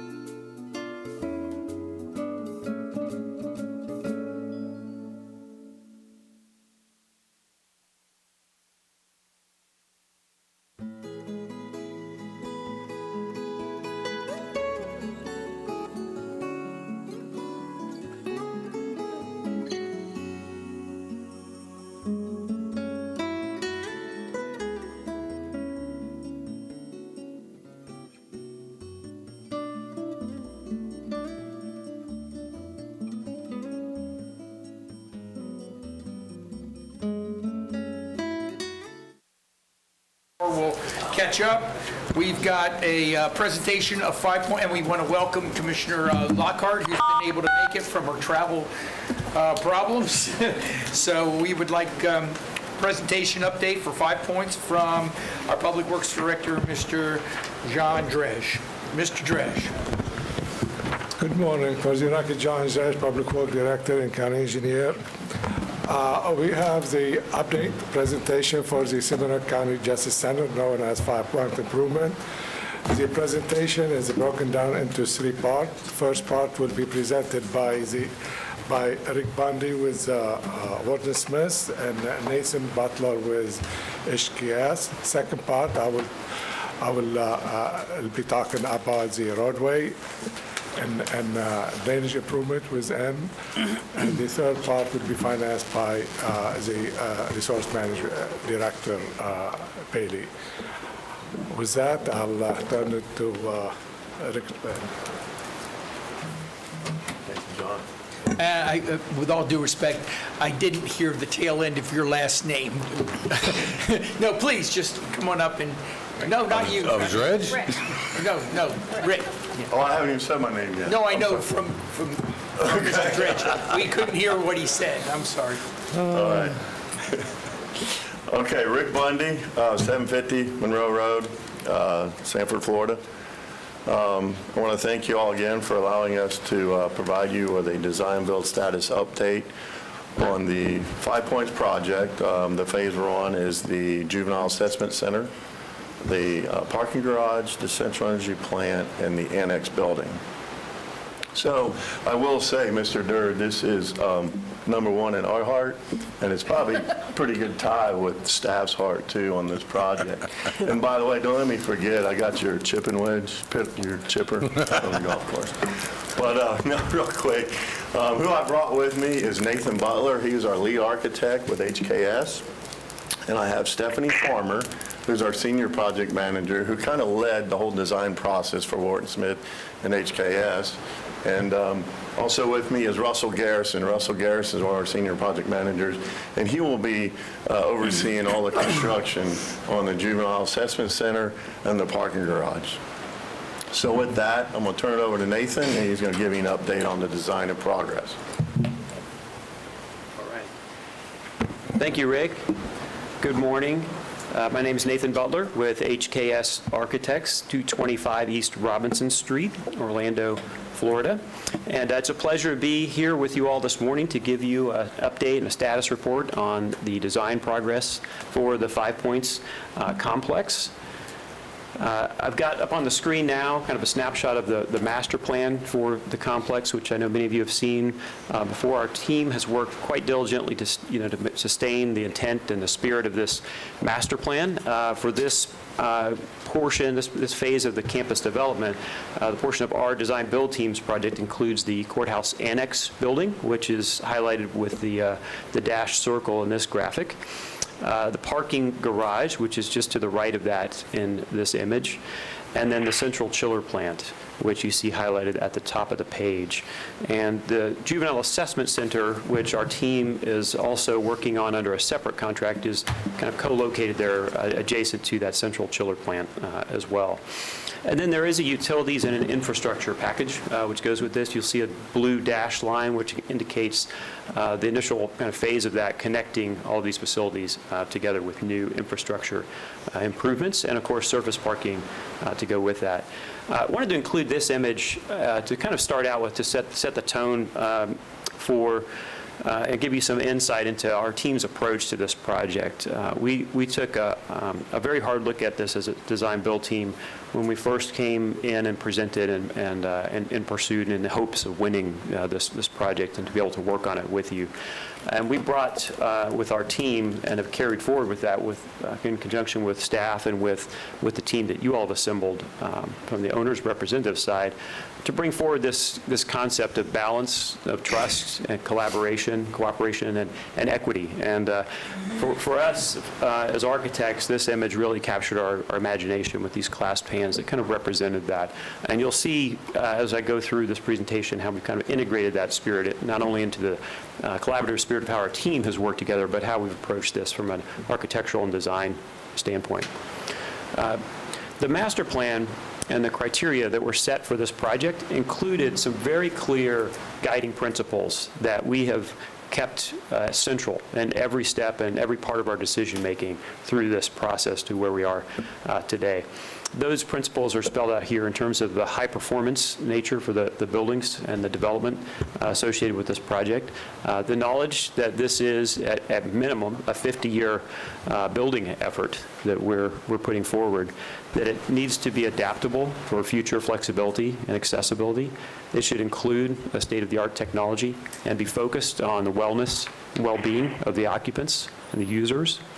It should be efficient, and it should complement the existing context. And of course, central to all this is sustaining and promoting the safety and security for everyone who will work there and who will visit this campus. So I'm going to start out with details to share with you on the courthouse annex initially, the annex building, which you can see in this kind of close-up image of the project site plan, adjacent to the existing courthouse, the Seminole County Justice Center. And the annex building is kind of an extension of that off to the left of the SCJC footprint you see in gray there in the center, and then associated surface parking, both controlled staff parking for the annex and an extension of the public parking for the annex. The annex building overall is about 100,000 square foot new construction adjacent to the courthouse. It is connected with an enclosed and secure walkway connector that enables easy transit back and forth of staff and support between the existing courthouse and the new annex building. The annex overall is a 4-story building. It's separated into 2 volumes, which you see here, kind of a higher 4-story volume, which you see represented with the letter B in this image, and then a lower volume with the letter A. And those letters, too, represent this kind of idea about the architectural language that we set up for this building. The existing courthouse has a very well-defined, very clear architectural kind of aesthetic and vocabulary, which I know you all know well. We wanted to respect that, and we know one of the guiding principles was respecting the context. And what we've endeavored to do with the annex design is to adapt that language for the annex and then introduce something that complements it as well. So it's an introduction of something new that really works within the existing campus context as well. And in this slide, you can start to see some imagery around that. So you see there at the bottom of the page, the 4-story annex building that's split between those 2 volumes of a 4-story and 3-story. And back to that idea of the clasp hands, that the 4-story volume could potentially be kind of a new language, a new style, but one that complements the 3-story volume, which is articulated in a way that's very similar to the existing courthouse. And where those 2 volumes meet is this very open and very welcoming lobby and public entry.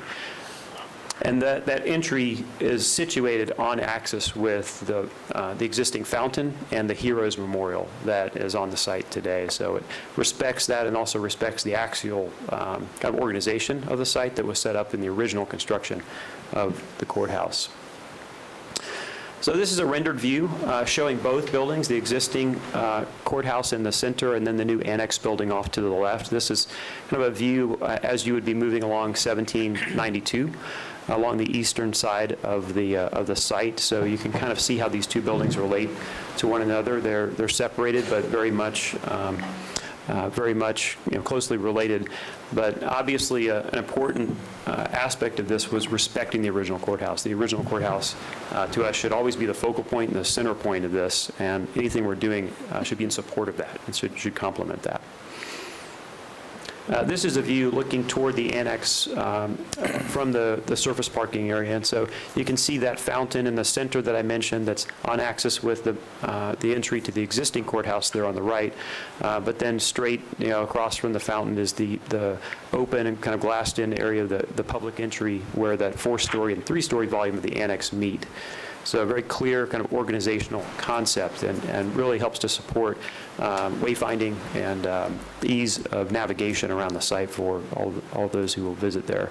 So this is more of a kind of a straight-on shot at that, looking at the public entry to the annex with the fountain in the foreground. The walkway connector I mentioned is 2 stories. It is enclosed. This is a rendering that kind of shows that, so represents a kind of a merging of the 2 architectural languages of the existing courthouse and the new annex. And then a landscaped plaza kind of in the foreground that becomes kind of a public place and a place for respite for those who are visiting. On the other side, the opposite side of the annex faces Lily Lake, which the county has invested significantly in as the central organizational point for the campus, and obviously an important aspect of the campus-wide drainage and infrastructure. The lake offers great opportunities for views as well, and daylight, incorporating views and allowing daylight to infiltrate the core of this building has been an important part of our planning process. And the next slide kind of shows that. This is a footprint of the annex that shows how we've worked to allow daylight to really access all around the perimeter of the building and utilize transparency to enable that daylight to really migrate far into the building core so that all of the people who will visit, who will work there, have great access to that daylight and views. I'm going to run through really quickly the organizational floor plans for the annex, starting with the first floor level. To orient you, the top of the image here is at the top you start to see the surface parking lot up there, the public entry point, and that blue kind of 2-story connector between the annex and the existing courthouse off to the top of the page. The first floor is comprised of the clerk of courts workspace, which you see in the kind of orange tones on the plan, on the right side of the plan. And then on the left side of the plan, in the red and the purple areas, is the sheriff's office, the civil processing and security spaces. And then the gray spaces are service support for mechanical and building support functions. And then that blue is staff secure circulation, enabling staff to freely move back and forth. And then the lobby is kind of an open area that goes right through the middle of the building with the security and control side off to just to the right, enabling the sheriff's office to have great visual supervision and control for everyone who's coming and going from the public side as well as from the staff side. On the second level, this floor houses the offices for the public defender. The walkway connector you see again, that's a 2-story walkway connector, so that blue element goes off the page up toward the existing courthouse. And then the lighter toned areas here include the large training space, which is an important aspect of the program in terms of offering up space that is substantial enough in size for larger group gatherings for training activities and exercises that will be happening for the staff. And the lobby space you see continues to move through the building.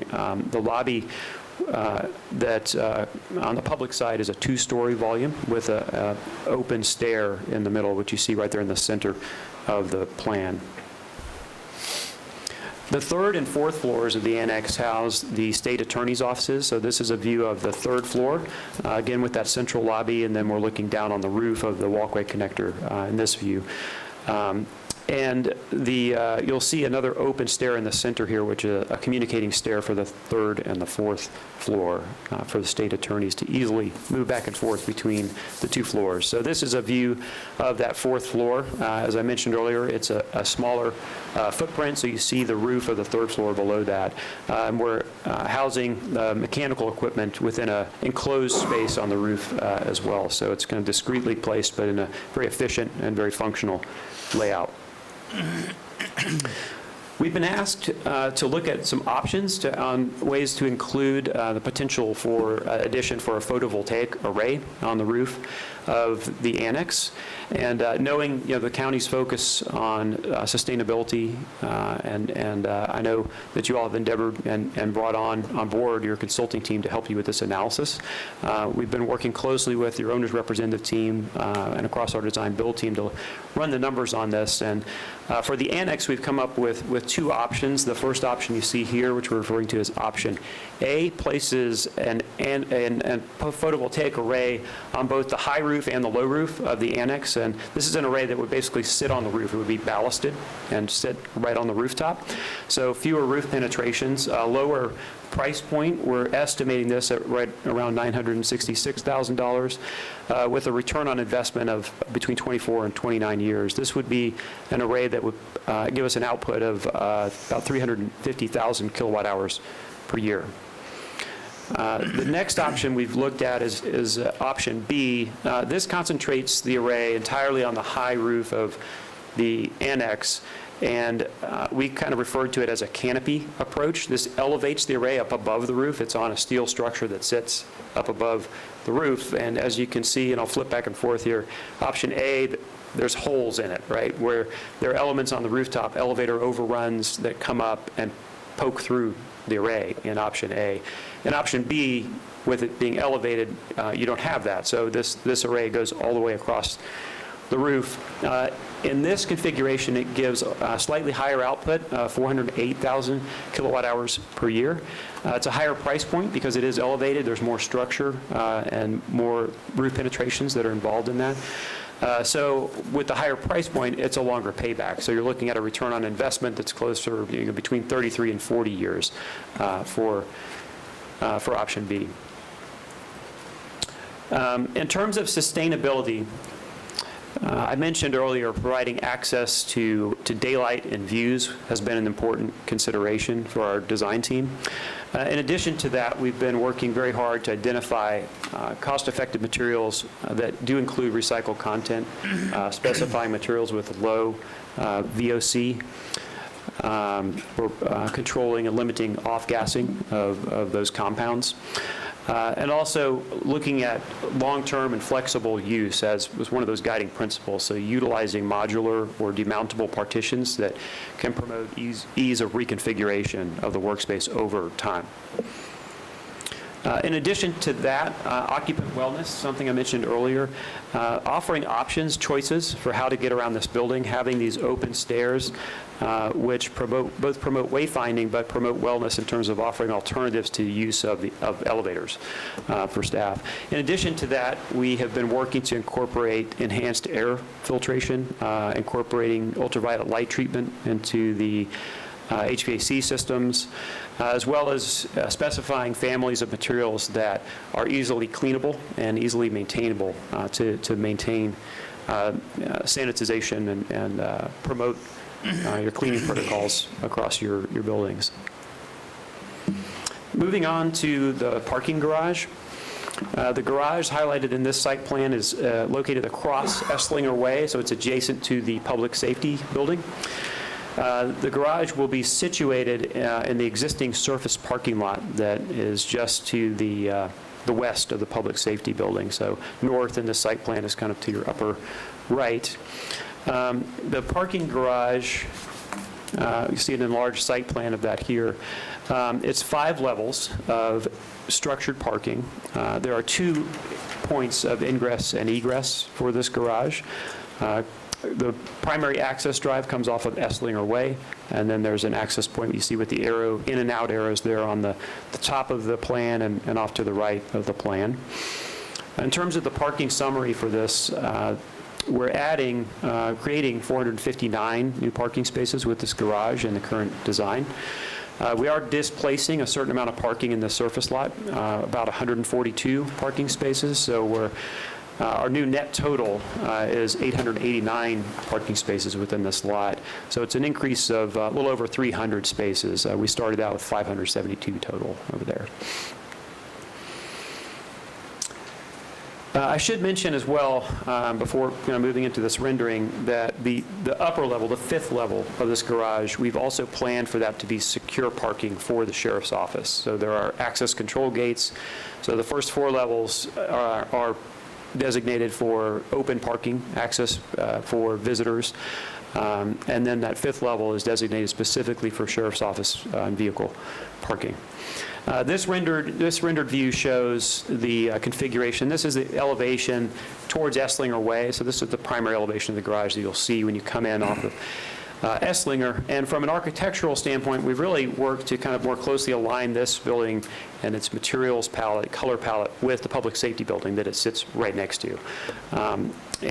Here you see the primary vertical circulation point for the garage. So the stair tower, the elevator tower, and lobbies are right at this corner.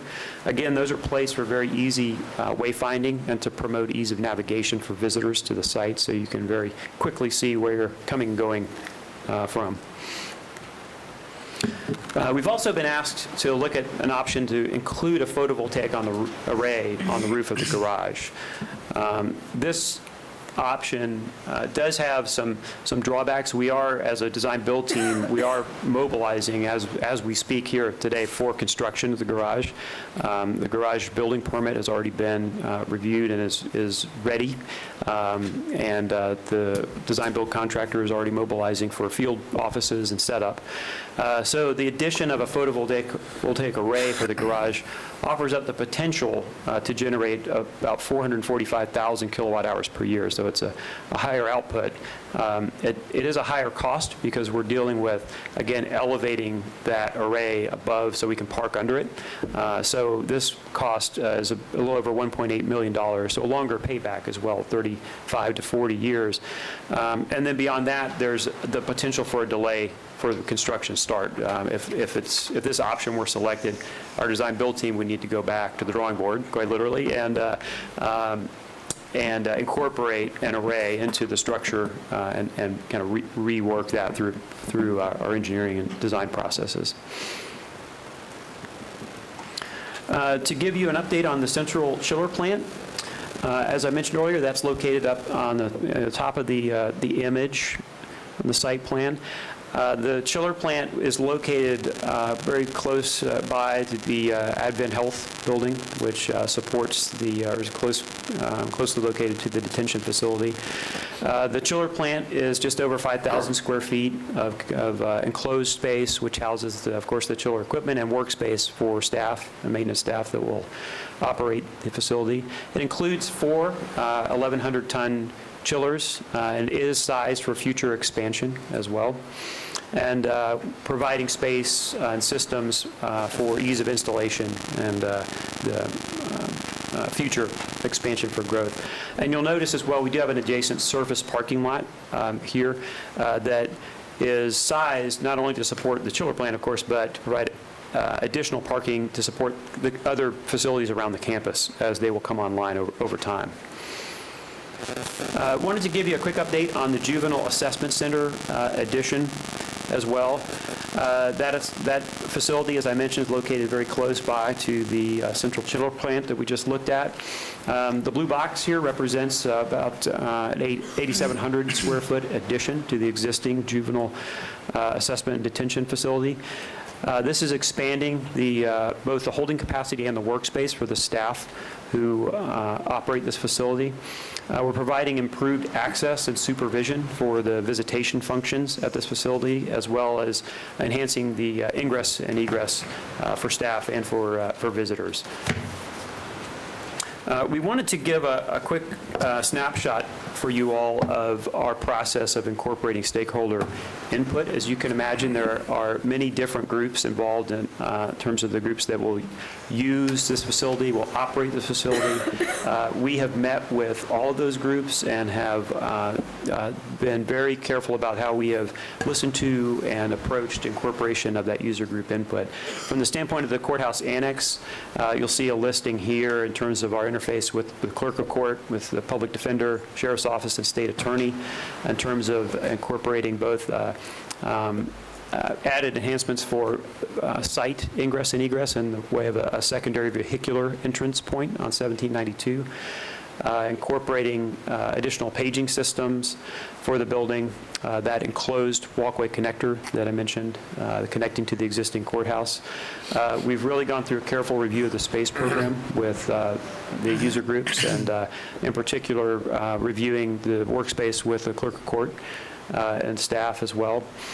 And then working to integrate technology for Wi-Fi connectivity, server room enhancements, and centralized UPS. Some of these have already been reviewed, priced, and approved. Others we're still working through that are kind of pending approval of our approach for costs associated with these. In terms of the parking garage, working very closely with the Sheriff's Office. Not only does the garage include all the parking functions I mentioned, there's 8,000 square feet of enclosed space within the garage for Sheriff's Office use for storage and kind of handling of equipment and materials for them. So incorporating that secure parking on the 5th level was an important development for the garage and for the Sheriff's Office use of that, as well as working very closely with them to address concerns for safety and security on the east side of the garage, which we've done and integrated. The Juvenile Assessment Center, that visitation aspect of it was a very important point for the staff there, and we've worked very hard to come up with some very creative ways to incorporate the wants and needs of that group into the Juvenile Assessment Center, which we're also mobilizing for construction on now as we speak.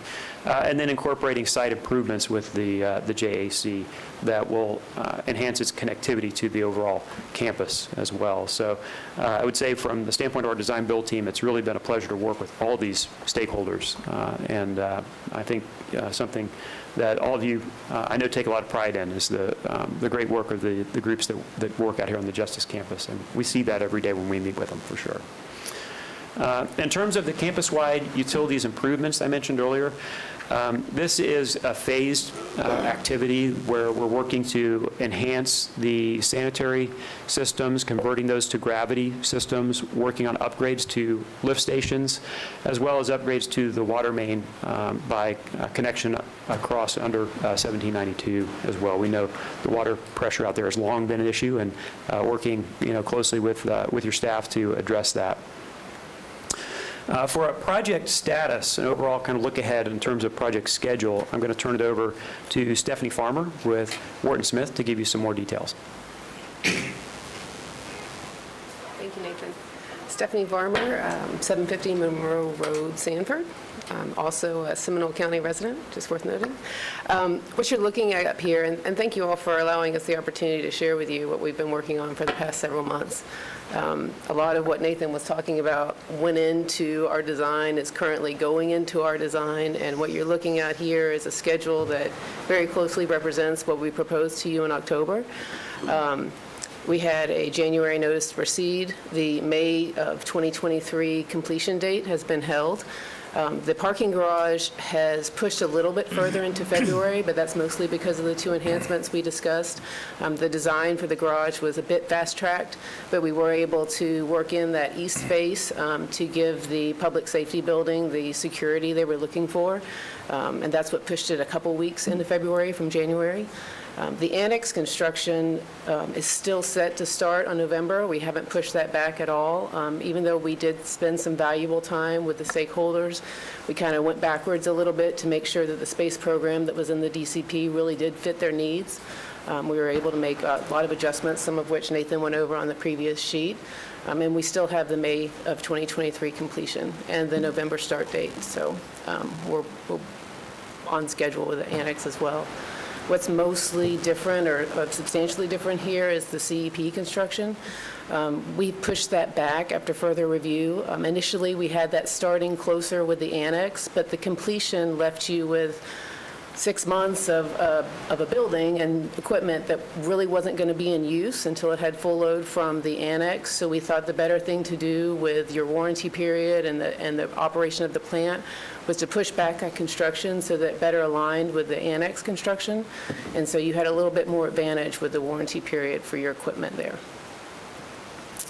That's it for the schedule update. I think that moving on to John, is that right? You have an update for the roadway coordination? Thank you.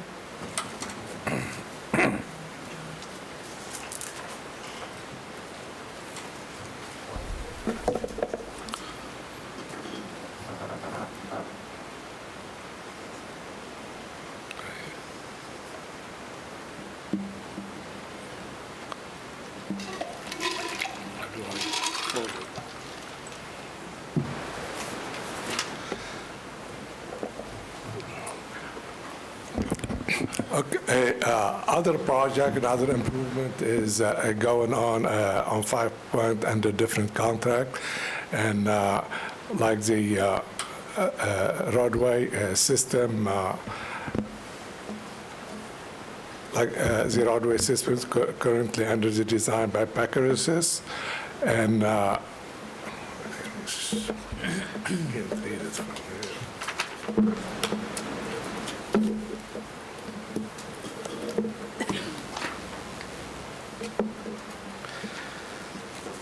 Okay, the 5 Point project consists of the design, permitting, and construction of 4-lane roadway with the associated utility improvement along a portion of the existing alignment of Slanger Way. The project is divided into 2 phases.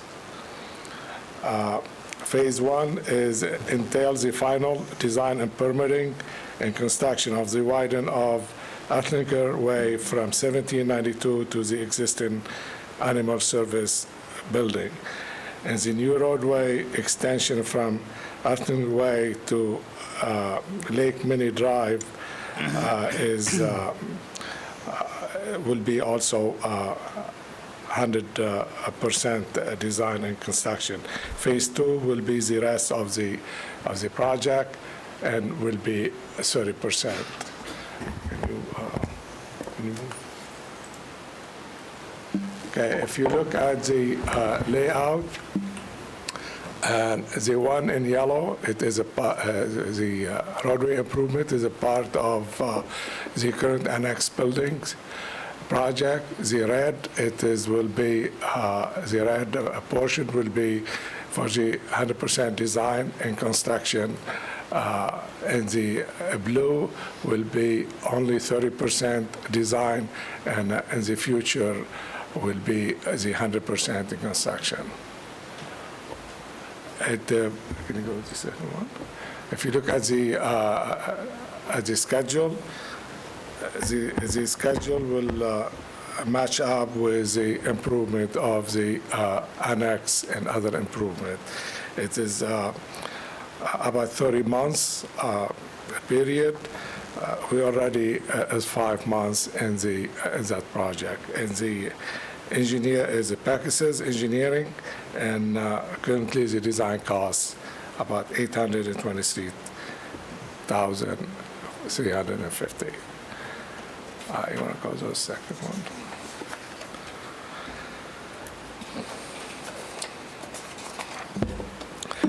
The second improvement is the Criminal Justice Center renovation. Gentlemen, I think you're ahead a slide. You're ahead one slide. Yep. There you go.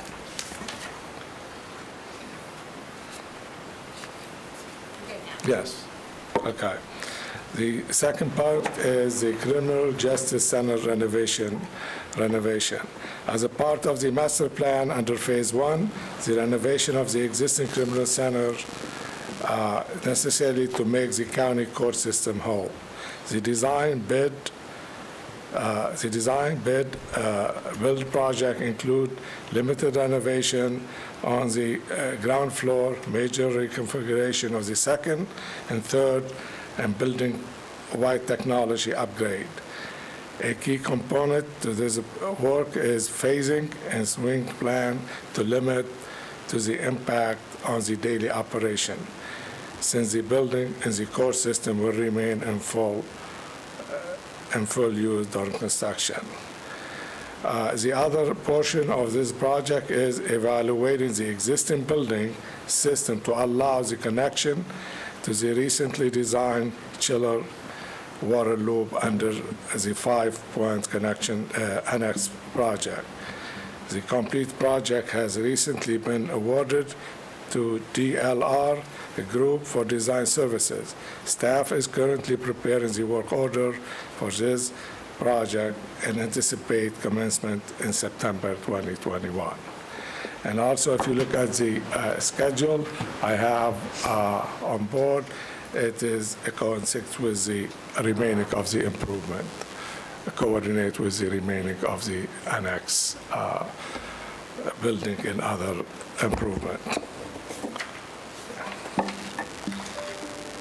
Okay, you want to go ahead one more, please. Also, another project is the Energy Sustainability Plan. Hanson Professional Service is the sustainability consulting tasked to review the master plan and design criteria package prepared by CGL for the Phase 1 Annex project, which includes the annex building, parking garage, center chiller plant. Throughout the design phase of the annex project, the consultant will provide recommendation report following the submission of the milestone deliverable at 60, 90, and 100%. Currently, a review of the 60% progress plan is underway. A preliminary recommendation to the county is anticipated in the end of July. The work orders value is $40,853, and if you look at the also at the schedule, it is we coordinating with the existing other improvement. And the last part is the, can you go one more, please? Is the 5-point overhead power line conversion to underground services. 5-point is currently served by Florida Power and Light for electrical services through a combination of overhead and underground power line. The feasibility proposal has been prepared by FPL to convert the overhead electrical distribution facility to an underground system with direction from the county board. The sequencing of this work was divided into 3 phases to support the development of the 5-point master plan effort. Execution of this work has no impact on the current construction of the 5-point annex. Do you want to turn to the other one? One more. Okay, if you look at the layout, we have a 3 area. The red one is along 1792, the blue one on the north side of the complex, and the yellow one, it is through the road and stormwater and public work complex. The Phase 1, the estimated cost, which is along 1792, is $358,700. The Phase 2 is along Lake Minnie, and on the north side, which is the blue, is the estimated cost $660,700. And the Phase 3 is a College Park, and it's through the public work compound. It is about $1,050,588. The total estimated is $2,669,988. Okay, our recommendation, if the direction of the board wants us to convert those underground, we recommend the Phase 1 and the Phase 2 can start as a part of the improvement of the current improvement of the 5-point, and the yellow with Phase 3 will postpone it to the when we do the other phase as the improvement of public work when we do the other building.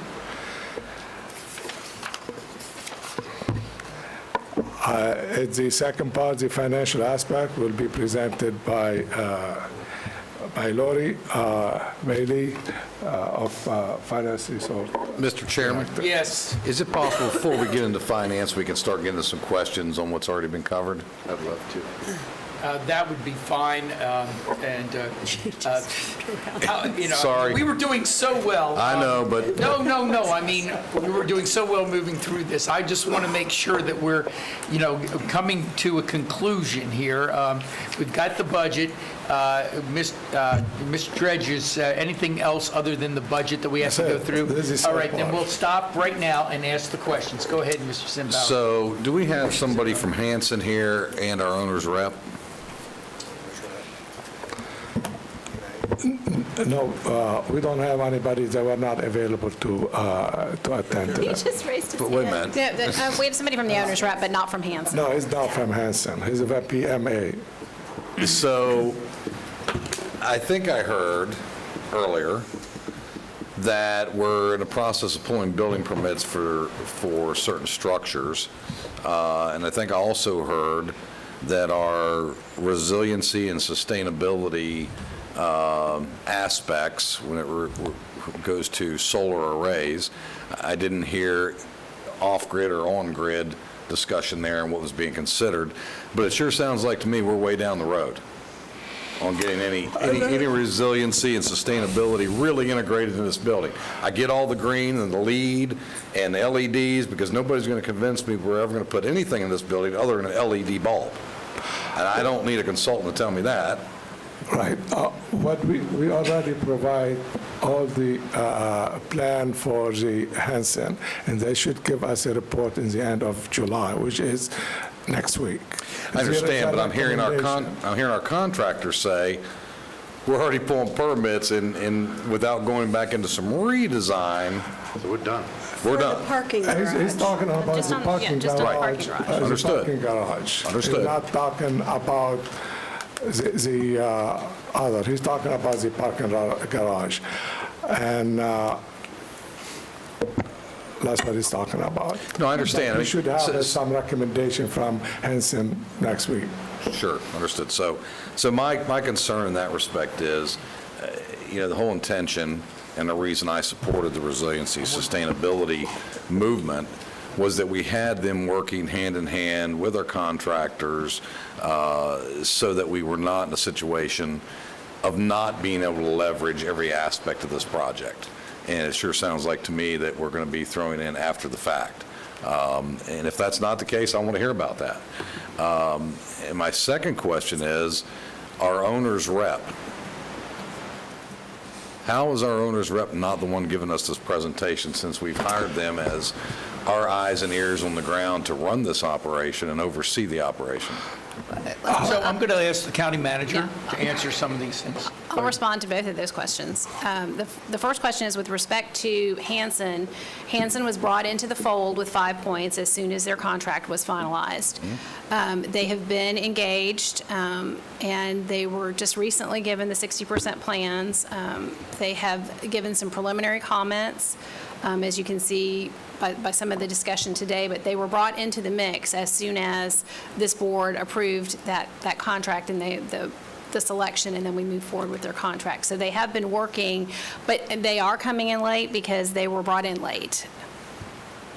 And then with respect to the owner's rep, our owner's rep is here today, but we felt that it was probably a good thing for you to hear from Wharton Smith. If you want an update, Daniel is here from PMA, and he can certainly provide you with an update. They have been engaged throughout the process.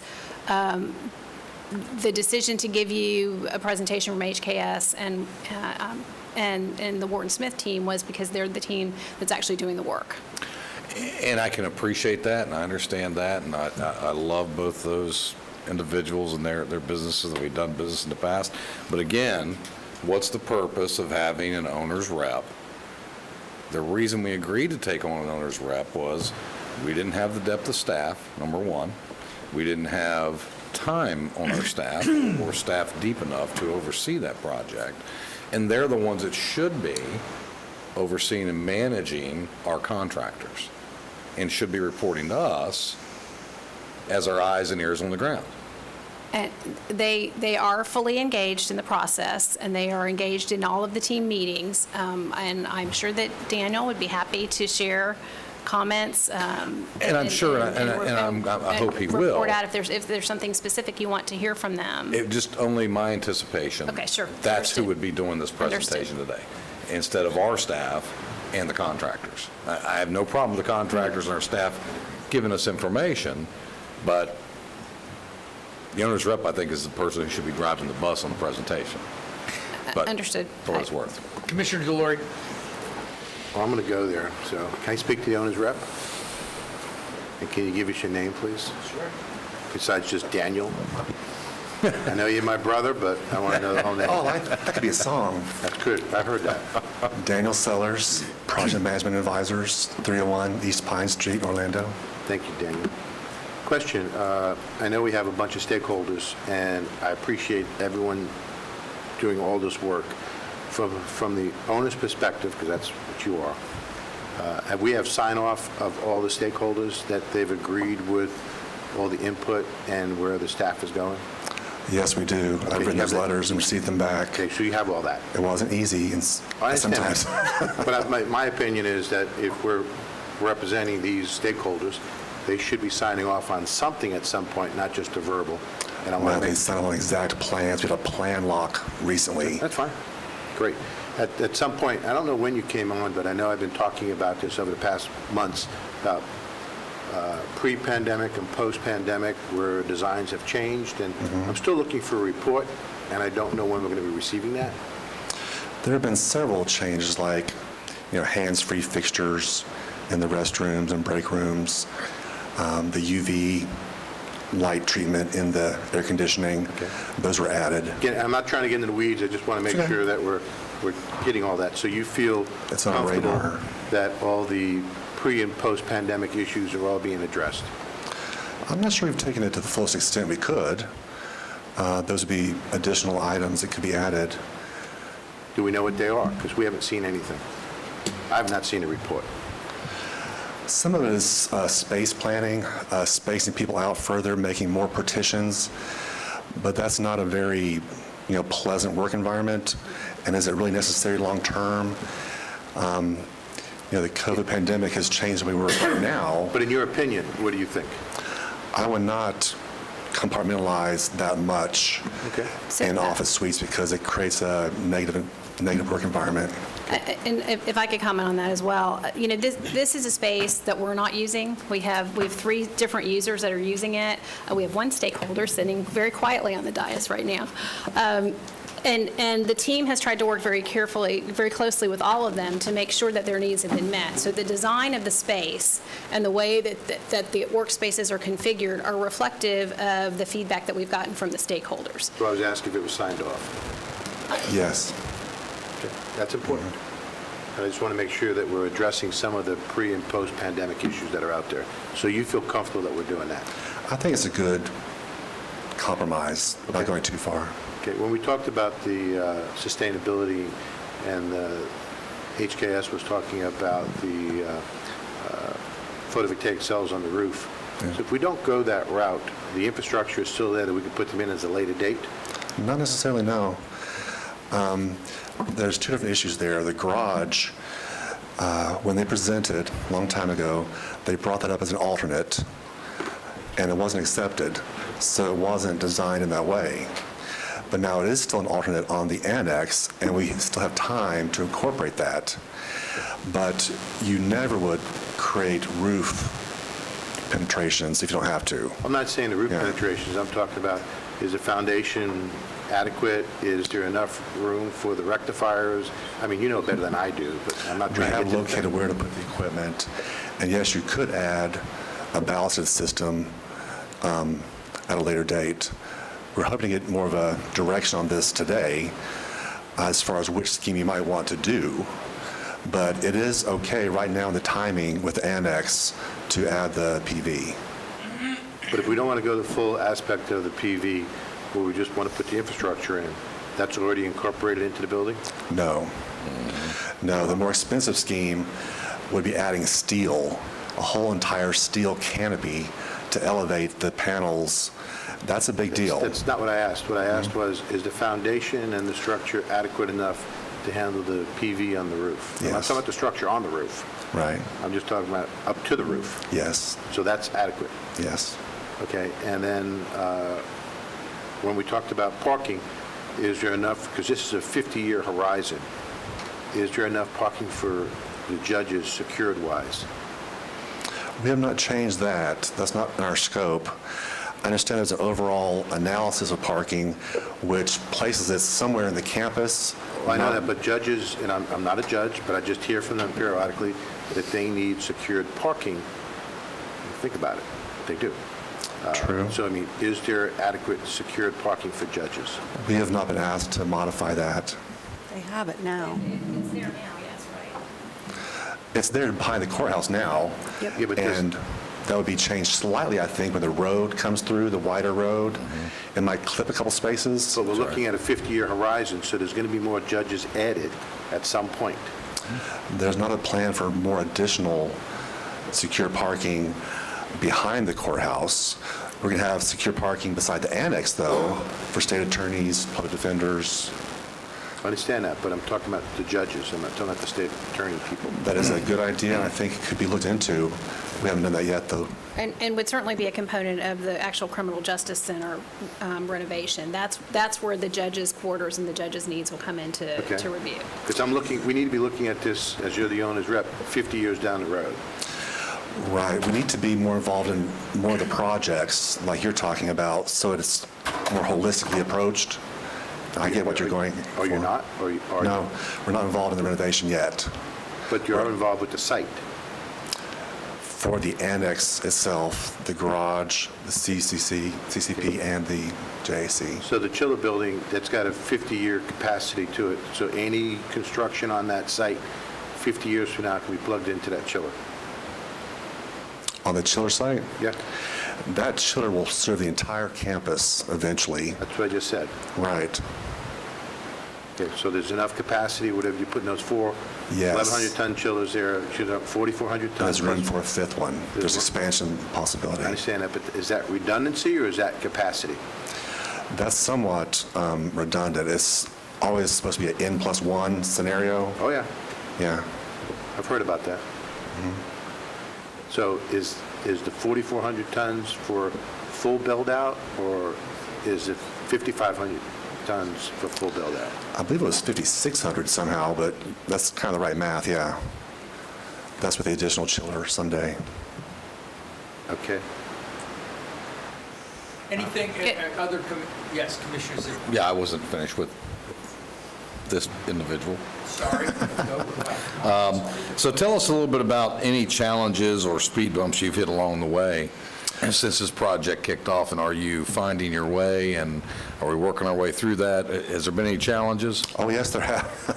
Tell us a little bit about that. Okay, before you do that, let me just tell you, guys, we do, I mean, this is important, and we're going to finish this. We have an outside counsel here about the opioid, and we're going to do that before lunch. We also have the investment report that has to be done before lunch. I just want everybody to know that. We're going to go here as long as we can. We will give you enough time for have lunch, okay? Mr. Chairman, I'm happy to take a private briefing from our owner's rep at any time. And Certainly. to It's always- expedite Yeah, this today, I just I'm want happy everybody do to that. know where we are and what the timing is, okay? I can talk fast. Is it possible I Well- can just get a private briefing at your leisure? That's all I need. Thank you.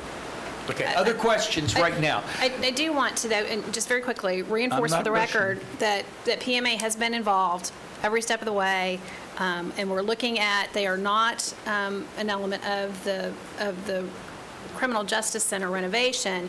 We are looking at how we can seamlessly roll into that as well. We're working with them on that also. So I just want you to be aware that we are, they are a part of the team, fully a part of the team.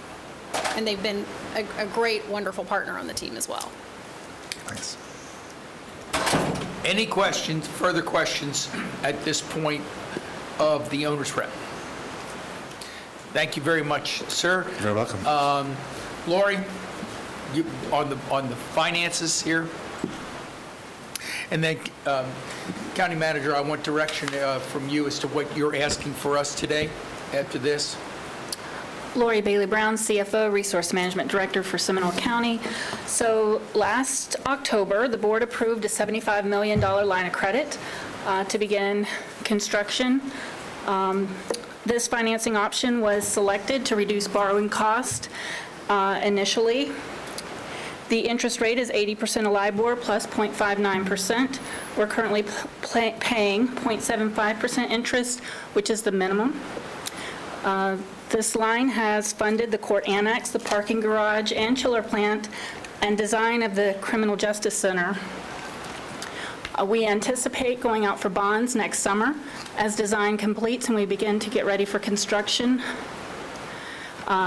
It's a 4 to 6 month period from beginning to end to issue the bonds. So we anticipate beginning that early in '22, working closely with Public Works to make sure we're timing that just right. The bond issuance will pay off the line of credit and fund the CJC renovation. The annual debt service is $4.4 million anticipated on this, on top of our regular debt service.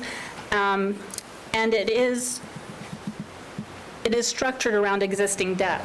So the $4.4 million is the increase in debt service costs that we anticipate, and that's been presented in the 5-year forecast during the budget sessions.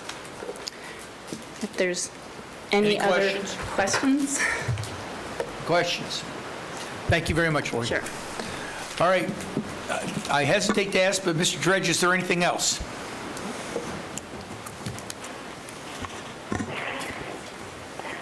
The only thing is we need some type of direction on the utilities, to convert the utility from above ground to underground, if you want us to go ahead and proceed with that or not. County Manager?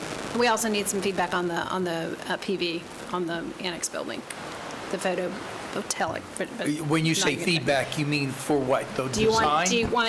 There is a significant cost increase associated with that. We've given you a couple of options and would like some feedback from you. I don't know that we have to have a final answer today. If you need more information, we can get with each of you individually and try to get an answer at the next meeting.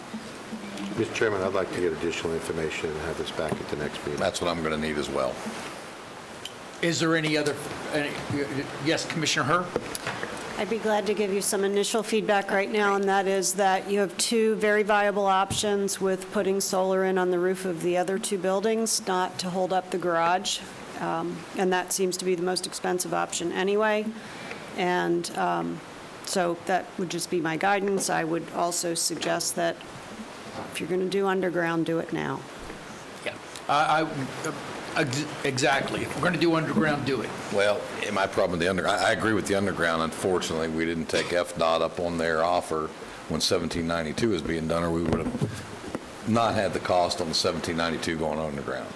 That's water under the dam. We talked about that when Reagan Center was going on, and here we are now. We're going to flip the tab for it when we would have had the cost offset by FDOT. But I would agree, it's got to be done. Now, on 1792, just to make clear, it is only the one around our project, it's not on the other side. Understood.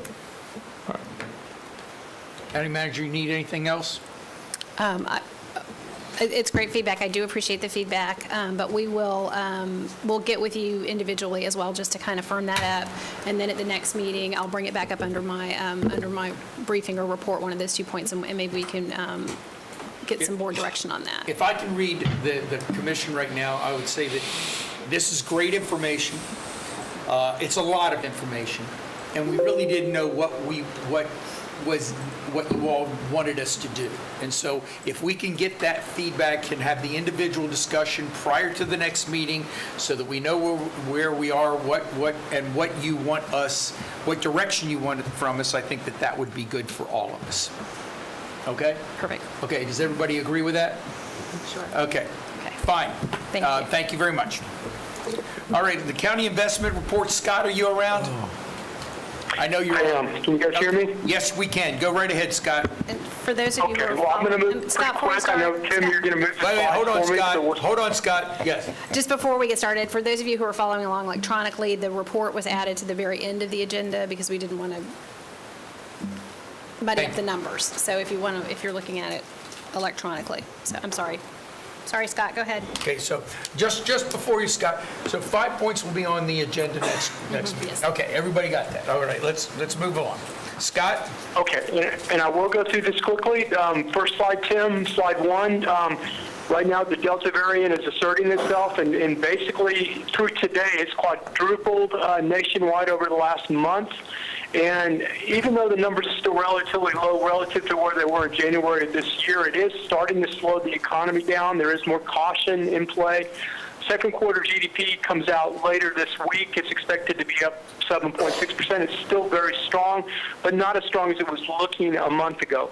Inflation continues to move higher. The Fed is determined that inflationary pressure is going to be transitory. The market is kind of scratching its head on that, but I will tell you that given where longer interest rates are right now, the market believes what the Fed is telling them, that inflationary pressures are going to be transitory. The Fed meets today and tomorrow. We'll probably hear more out of them tomorrow afternoon, so listen up. Second slide, employment.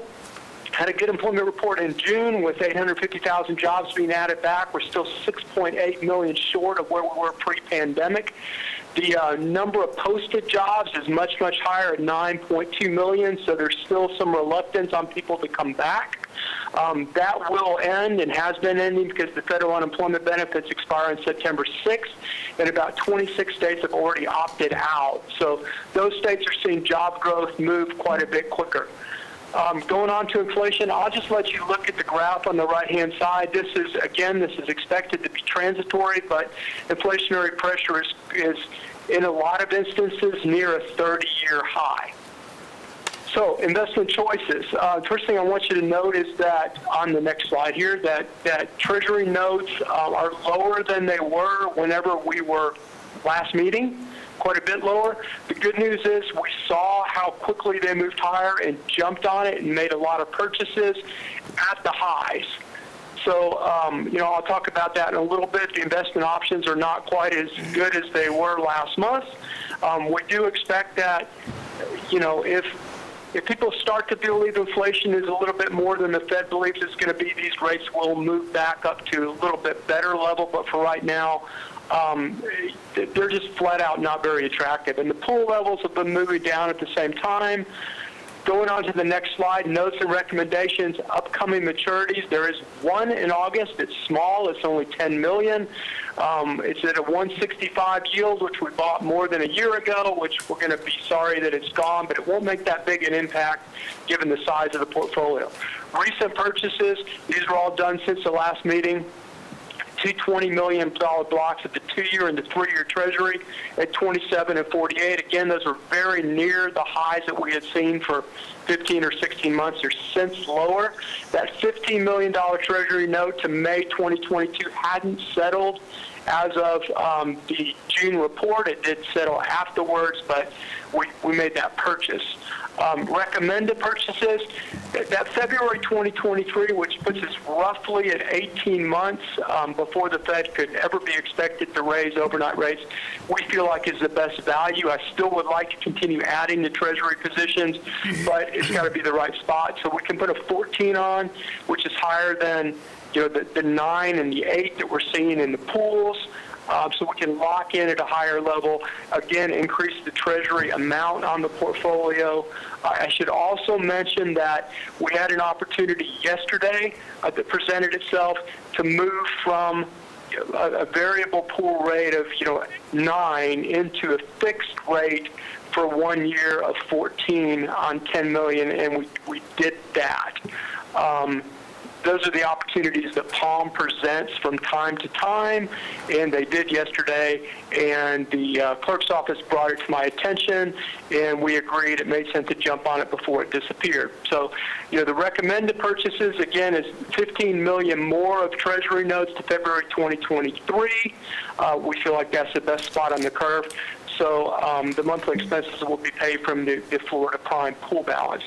So what we'll need here is a motion to implement this purchase recommendation of $15 million to February 2023, and also to recommend that the clerk implement the board's recommendations. Mr. Chairman? Yes. Motion to adopt the recommendation of our financial advisor based on a report submitted here today and to direct the clerk to implement said board adopted recommendation. Second. Motion seconded, discussion. Seeing none, all in favor, say aye. Aye. Opposed, passes unanimously. Good job, Scott. Thank you very much, Scott. Okay. Thanks, guys. Hope to see you next month. All right. Many thanks. Thank you very much. Okay, bye-bye. County Attorney briefing. Thank you, Mr. Chairman. As you know, we are scheduling an update on the opioid litigation. Desmond Morel is going to introduce our outside counsel, John Romano, and describe what we're asking for you to decide today. Yes. Good morning, Commissioners. Desmond Morel, Senior Assistant County Attorney. Commissioners, we're here today at an important step with regard to our opioid litigation. You all have inquired as to the distribution of any settlement funds, examining how they're going to be allocated, what types of items we can spend them on. And our office has continued to provide memoranda, correspondence, and updated allocation models, just so you all are aware of what's going on. Today, the County Attorney's Office has invited our outside counsel, Mr. John Romano, to present the Florida Attorney General's proposed allocation plan for any settlement funds that we're anticipating as a result of this lawsuit. At the conclusion of Mr. Romano's presentation, we will be asking that you all put forth a motion to adopt the resolution to participate in Florida's allocation plan. John? Mr. Romano? Yes. John Romano, 2800 North Patrick Circle, West Palm Beach. Back in 2017, only a little while after some of the characters associated with Purdue got a slap on the wrist, an incident happened in the southern area of West Virginia. A family had a youngster who was a member of that family involved in an overdose. An investigation ensued, and it was learned that one little mom-and-pop operation pharmacy in that area was receiving 6 million oxys a week and distributing them out of that pharmacy. And what happened is, when that was learned, a group got together, a group of lawyers, and it was determined the only way anything is going to happen is if the counties and cities get together and file suit. Up to that point in time, nothing significant had happened. And I would just a suggestion, if you get a chance. There is currently an HBO special called The Crime of the Century, and it deals with the opioid crisis and what happened and how this historically occurred. So when counties like this county made a decision to go forward with the suit, your suit was filed. All of the suits were there's no other way to put it, but sucked into the multi-district litigation up in Cleveland, Ohio, so that there were well over 1,000 counties and municipalities in that case. That is when things started to happen, and it all changed. And by changed, it is changing the culture of what is happening with the pharmaceutical companies. In going through the settlement, unlike big tobacco, where enormous sums of money were simply paid to states, and although it was thought that the monies were going to be trickling down, that did not happen, as you know. That big tobacco case settled in August of 1997. The first disbursements were made at the end of January of 1999. Here, the way the settlements work is it's all about abatement and prevention. And we have laid out in the documents that we have sent, and I'll just cover those briefly. But you will see in there that there is a list of two things: approved purposes and core strategies. So about 200 types of programs are listed out for the monies to be spent on. The monies are to be deposited. One of the documents that we sent to you, by the way, shows that the initial deposit is going to be happening supposed to be happening September 2021, and then the initial disbursements may happen, and I know it's been many years, but likely in the April-May 2022 time period. A number of people have asked, well, in addition to money, is there going to be a change of conduct or cultural change with these companies? And the answer is yes. Throughout the settlement documents, there are many injunctive relief type formulas which are set up, which are behavioral changing type formulas for these companies. The settlement does include really all cities and counties. So you may say, well, we were the brave ones, we were the courageous ones, we took the risk, our county did, we went out in front and got involved and filed suit. What about the counties and cities that didn't file suit? The settlement will include everybody in terms of counties and cities because the opioid crisis includes everybody.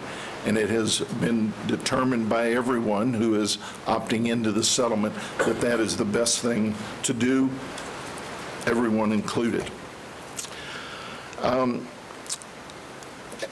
As to the allocations, they are not final because there are some cases still pending. There are lawsuits still in litigation. There has been no determination on some of the cases. As an example, while I'm standing here speaking to you in these recent weeks, there is a very intense trial going on against some of these manufacturers, and it's going on right up there in West Virginia. We have sent the letters which lay out 3 buckets of funds, and then I'll finish up this area and take any questions you may have. But as the monies come in, they are to be deposited by these different defendants. They then get distributed to the state. It is up to the state attorney general, that department within each state, to make sure that the distribution, not only to certain state programs, but to county programs, to city programs, that it happens. As we laid out in the documents that we sent to you, there are what has been referred to as 3 buckets of funds.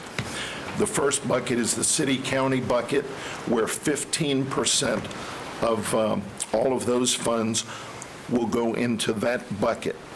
And the criteria are 1, amount of opioids which were shipped into a given county. Number 2, amount of opioid deaths during certain time periods within that county. And number 3, number of people with opioid disorders within that county. Those are monies that are to be distributed directly to, as an example, to the county. The second bucket is what is called the regional fund. The regional fund will take in about 30 to 40% of the funds distributed. And the regional funds obviously will still be ultimately distributed for programs within the cities, within the counties. And then the state will receive approximately 45% of the funds, and the percentage going to the state, again, will be run through the Attorney General's office in order to distribute those monies for programs throughout the state of Florida. That is it in a nutshell. I know we have sent a number of documents that lay out what has happened. There is an MOU, a memorandum of understanding, which has actually been drafted by the Attorney General's office here in Florida. Our recommendation has been that we sign off on the MOU. The MOU has been vetted not only by us, but certainly vetted by many others around the country, including judges, and by a significant number of people within our Florida Attorney General's office. That is it in a nutshell. Thank you, Mr. Romano. Our attorney, Mr. Applegate, do you have anything further? Just briefly, John, if you would, just for the record, would you explain, and I know that we provide the board with all your documentation and bi-monthly reports. Could you, for the record, talk briefly about the defendants that are in this memorandum of understanding, if you will, and what we can expect down the road, for example, the recent tentative settlement with J&J and other defendants? Yes, there are, as you can imagine, different categories of defendants, but the main part of the settlement thus far is with what we call the distributors. And although there are many companies that are the distributors, the primary ones are the McKesson Company, Cardinal Health, and Amerisource Bergen. In addition, one of the manufacturers, which is Janssen Pharmaceuticals, its parent company is Johnson & Johnson. So this part of the settlement deals primarily with them. There are going to be other monies coming into the settlement, we believe, over the next several months. And as that happens, that money goes, so to speak, into the pot or into the kitty where money will be distributed. Again, unlike big tobacco, it will be distributed here for real programs that are being vetted in order to abate and for prevention purposes, so this does not happen again. Thank you, Mr. Romano. Any questions of the attorney? Yes, Commissioner Delory. Thank you. Appreciate all your hard work on this, but in the second bucket you talked about, you said regionally. Is that countywide or is that regionally like Central Florida? No, there are 7 regions in the state of Florida. That's what I wanted to know. Yes, and the best way to describe them is they are each being set up as regions for distribution for the regional. Oh, okay. Thank you. Thank you very much. Any further questions of Mr. Romano? Is there any public comment? Anybody here of public comment? Thank you. Mr. Romano, you're from West Palm Beach. Did you ever work with Skip Campbell? The answer is yes, yes. Many, many times on many cases, and I knew him very well. Mr. Campbell and I were very good friends in the Senate. I know he passed away, but you almost look a little bit like him with that white hair of yours. Thank you, Mr. Romano. Is there further questions or comments or a motion? Desmond, you did ask us for direction? Yes, Chairman. At this time, we're seeking the board adoption of the resolution, which would in turn opt the county into the Florida allocation model. Mr. Chairman? Yes. I'd like to make a motion to accept the MOU as presented by our staff. Second. Motion is seconded. Is there a discussion? Seeing no discussion, all in favor say aye. Aye. Opposed? Passes unanimously. Thank you very much, Desmond. Thank you, Mr. Romano. Thank you, Attorney Applegate. All right, we have finished the morning session. If I can indulge, we have a slight meeting in the afternoon, so I'm going to give everybody until 2 o'clock for lunch, if that's okay with everyone. Seeing that it is, we'll recess until 2 o'clock.